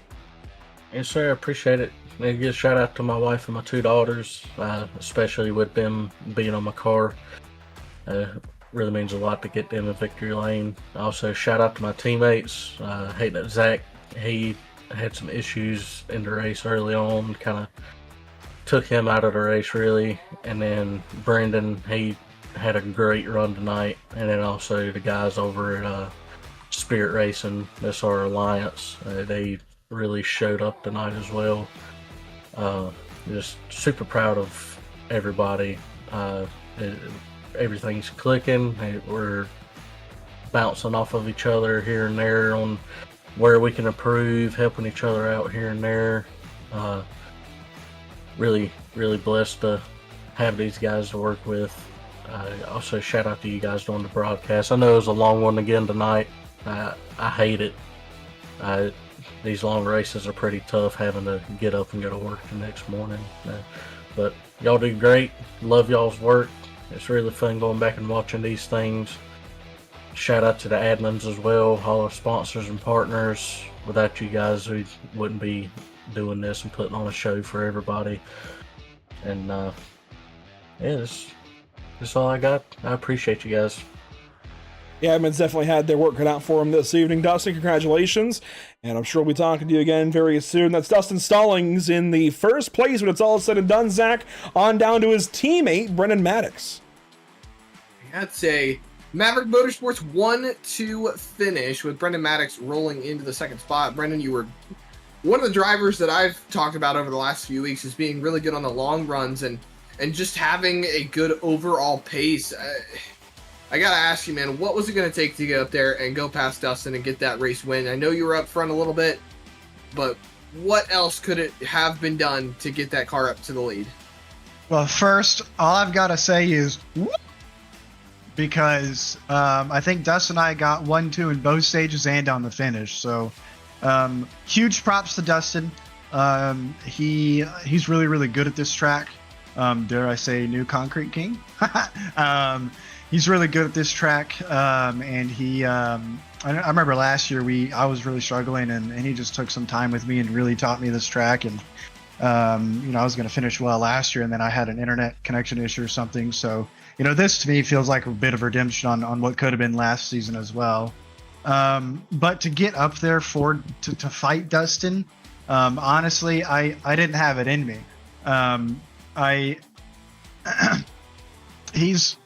He's much better at saving tires than I am, and I think I've learned from him how to save tires. But if I have to put a percentage on it, like if I save 5% tire, he saved 8% tire or 10% tire, right? Just depending on the track. And so he's really hard for me to catch just because he's so much better than I am at saving tires and everything. So it would have taken him getting on the wall and getting some damage or something like that, and that's it. I mean, I was even sweating bullets from Heath behind me. I think I watched my mirror a little bit, and that hurt me. Let him catch up a little bit, but just try to take the proper line that kept me with some momentum. I tried to diamond it as well a lot for like the last 10 laps, so I had momentum going down the straight. But I had nothing else for Dustin. Truthfully, he's just that much better than me. Well, I think Andrew already beat you to new concrete king, I'll tell you that one. But it's really great to see how you guys are just kind of bouncing off each other and giving each other some good racing room. And really, before we get you out of here for the night, I gotta say, or at least I gotta ask, what are your thoughts going into next week, Chicago Street Course? How you feeling rolling into there? It depends on the day. I think I could be really good there, but I just got to focus. I also got to give a shout out to Brandvold. I think he finished P5 tonight. He had the pace to beat me and maybe even match Dustin, which he was doing for a little bit. But I think he just had a bad last restart there. So, but as far as Chicago goes, it's going to be bumpy. It's going to be painful. It's going to be hot, I'm sure. So just gotta make sure we're not getting on the throttle too early, spinning the tires, and road courses now with this update, tires do wear more. So we just gotta watch ourselves there, and I'm hoping for at least maybe a top 5 there. That would be a good day. Well, congratulations to you again, man. Great job on getting that second place finish. Hopefully we'll be talking to you again next week at Chicago. I hope so. Let's make it 3 weeks in a row. Thank you guys for what you guys are doing here and for covering us.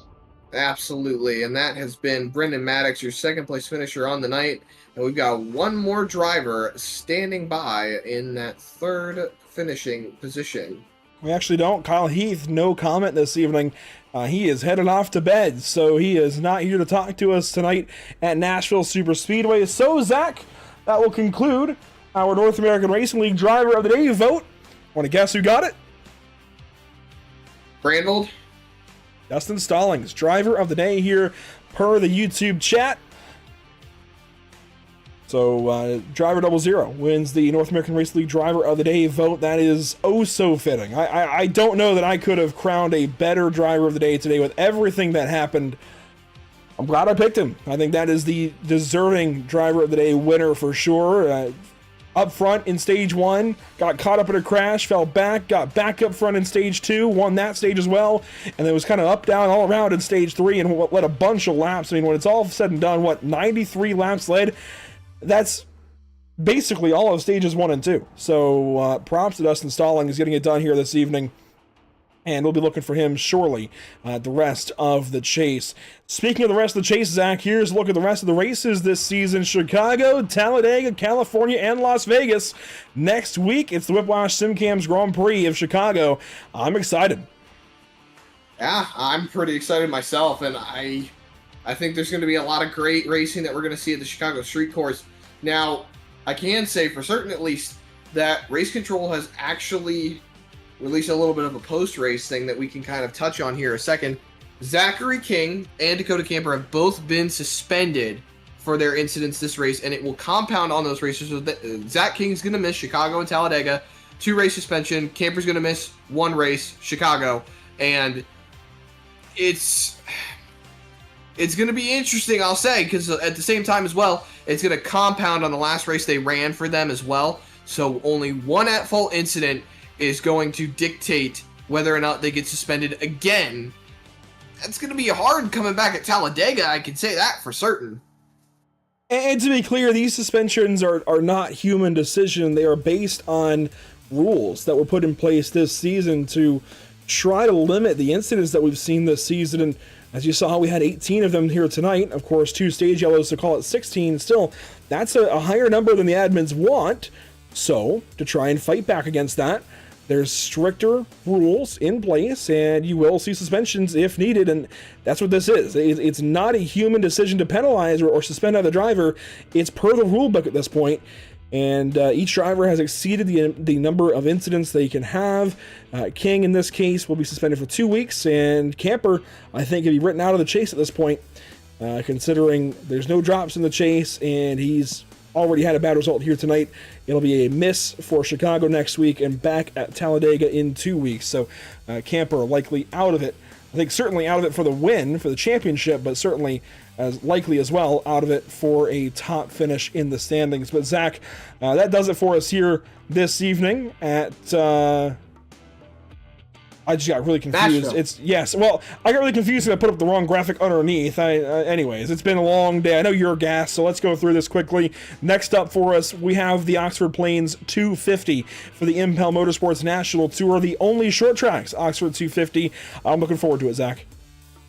Oh, me too. I think when Sarah decides to go to Oxford, they always end up putting on a great race. The last one we had there was an amazing one, and then you've got Chicago to follow it, so lots of great racing coming up. PitStopTV.com, Facebook.com/PitStopTV, Instagram.com/Pit_Stop_TV, TikTok.com/PitStopTV1, Twitch.tv/Pit_Stop_TV, YouTube.com/PitStopTV1. Great place you can watch all of Pit Stop TV and vote in the Driver of the Day chat.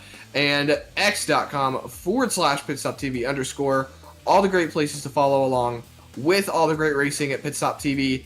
I'm excited for what's coming up. I know you're excited for what's coming up. It's a busy week here. We're starting it off right with these guys here in the BRB Buttkicker Cup Series, and we're going to round it off with Sarah over the next 2 days.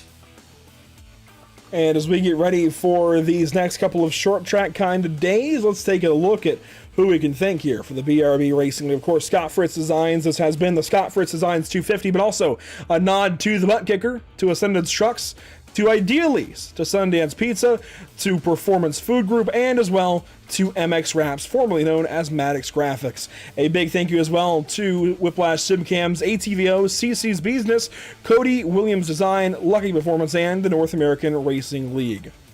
That'll do it for us this evening from Nashville Super Speedway. Thanks so much for joining us. We'll see you all next time here at Pit Stop TV, hopefully for the Impel Motorsports National Tour. Only short tracks, Oxford 250. That's the next 2 nights. Don't miss it. We'll see you there.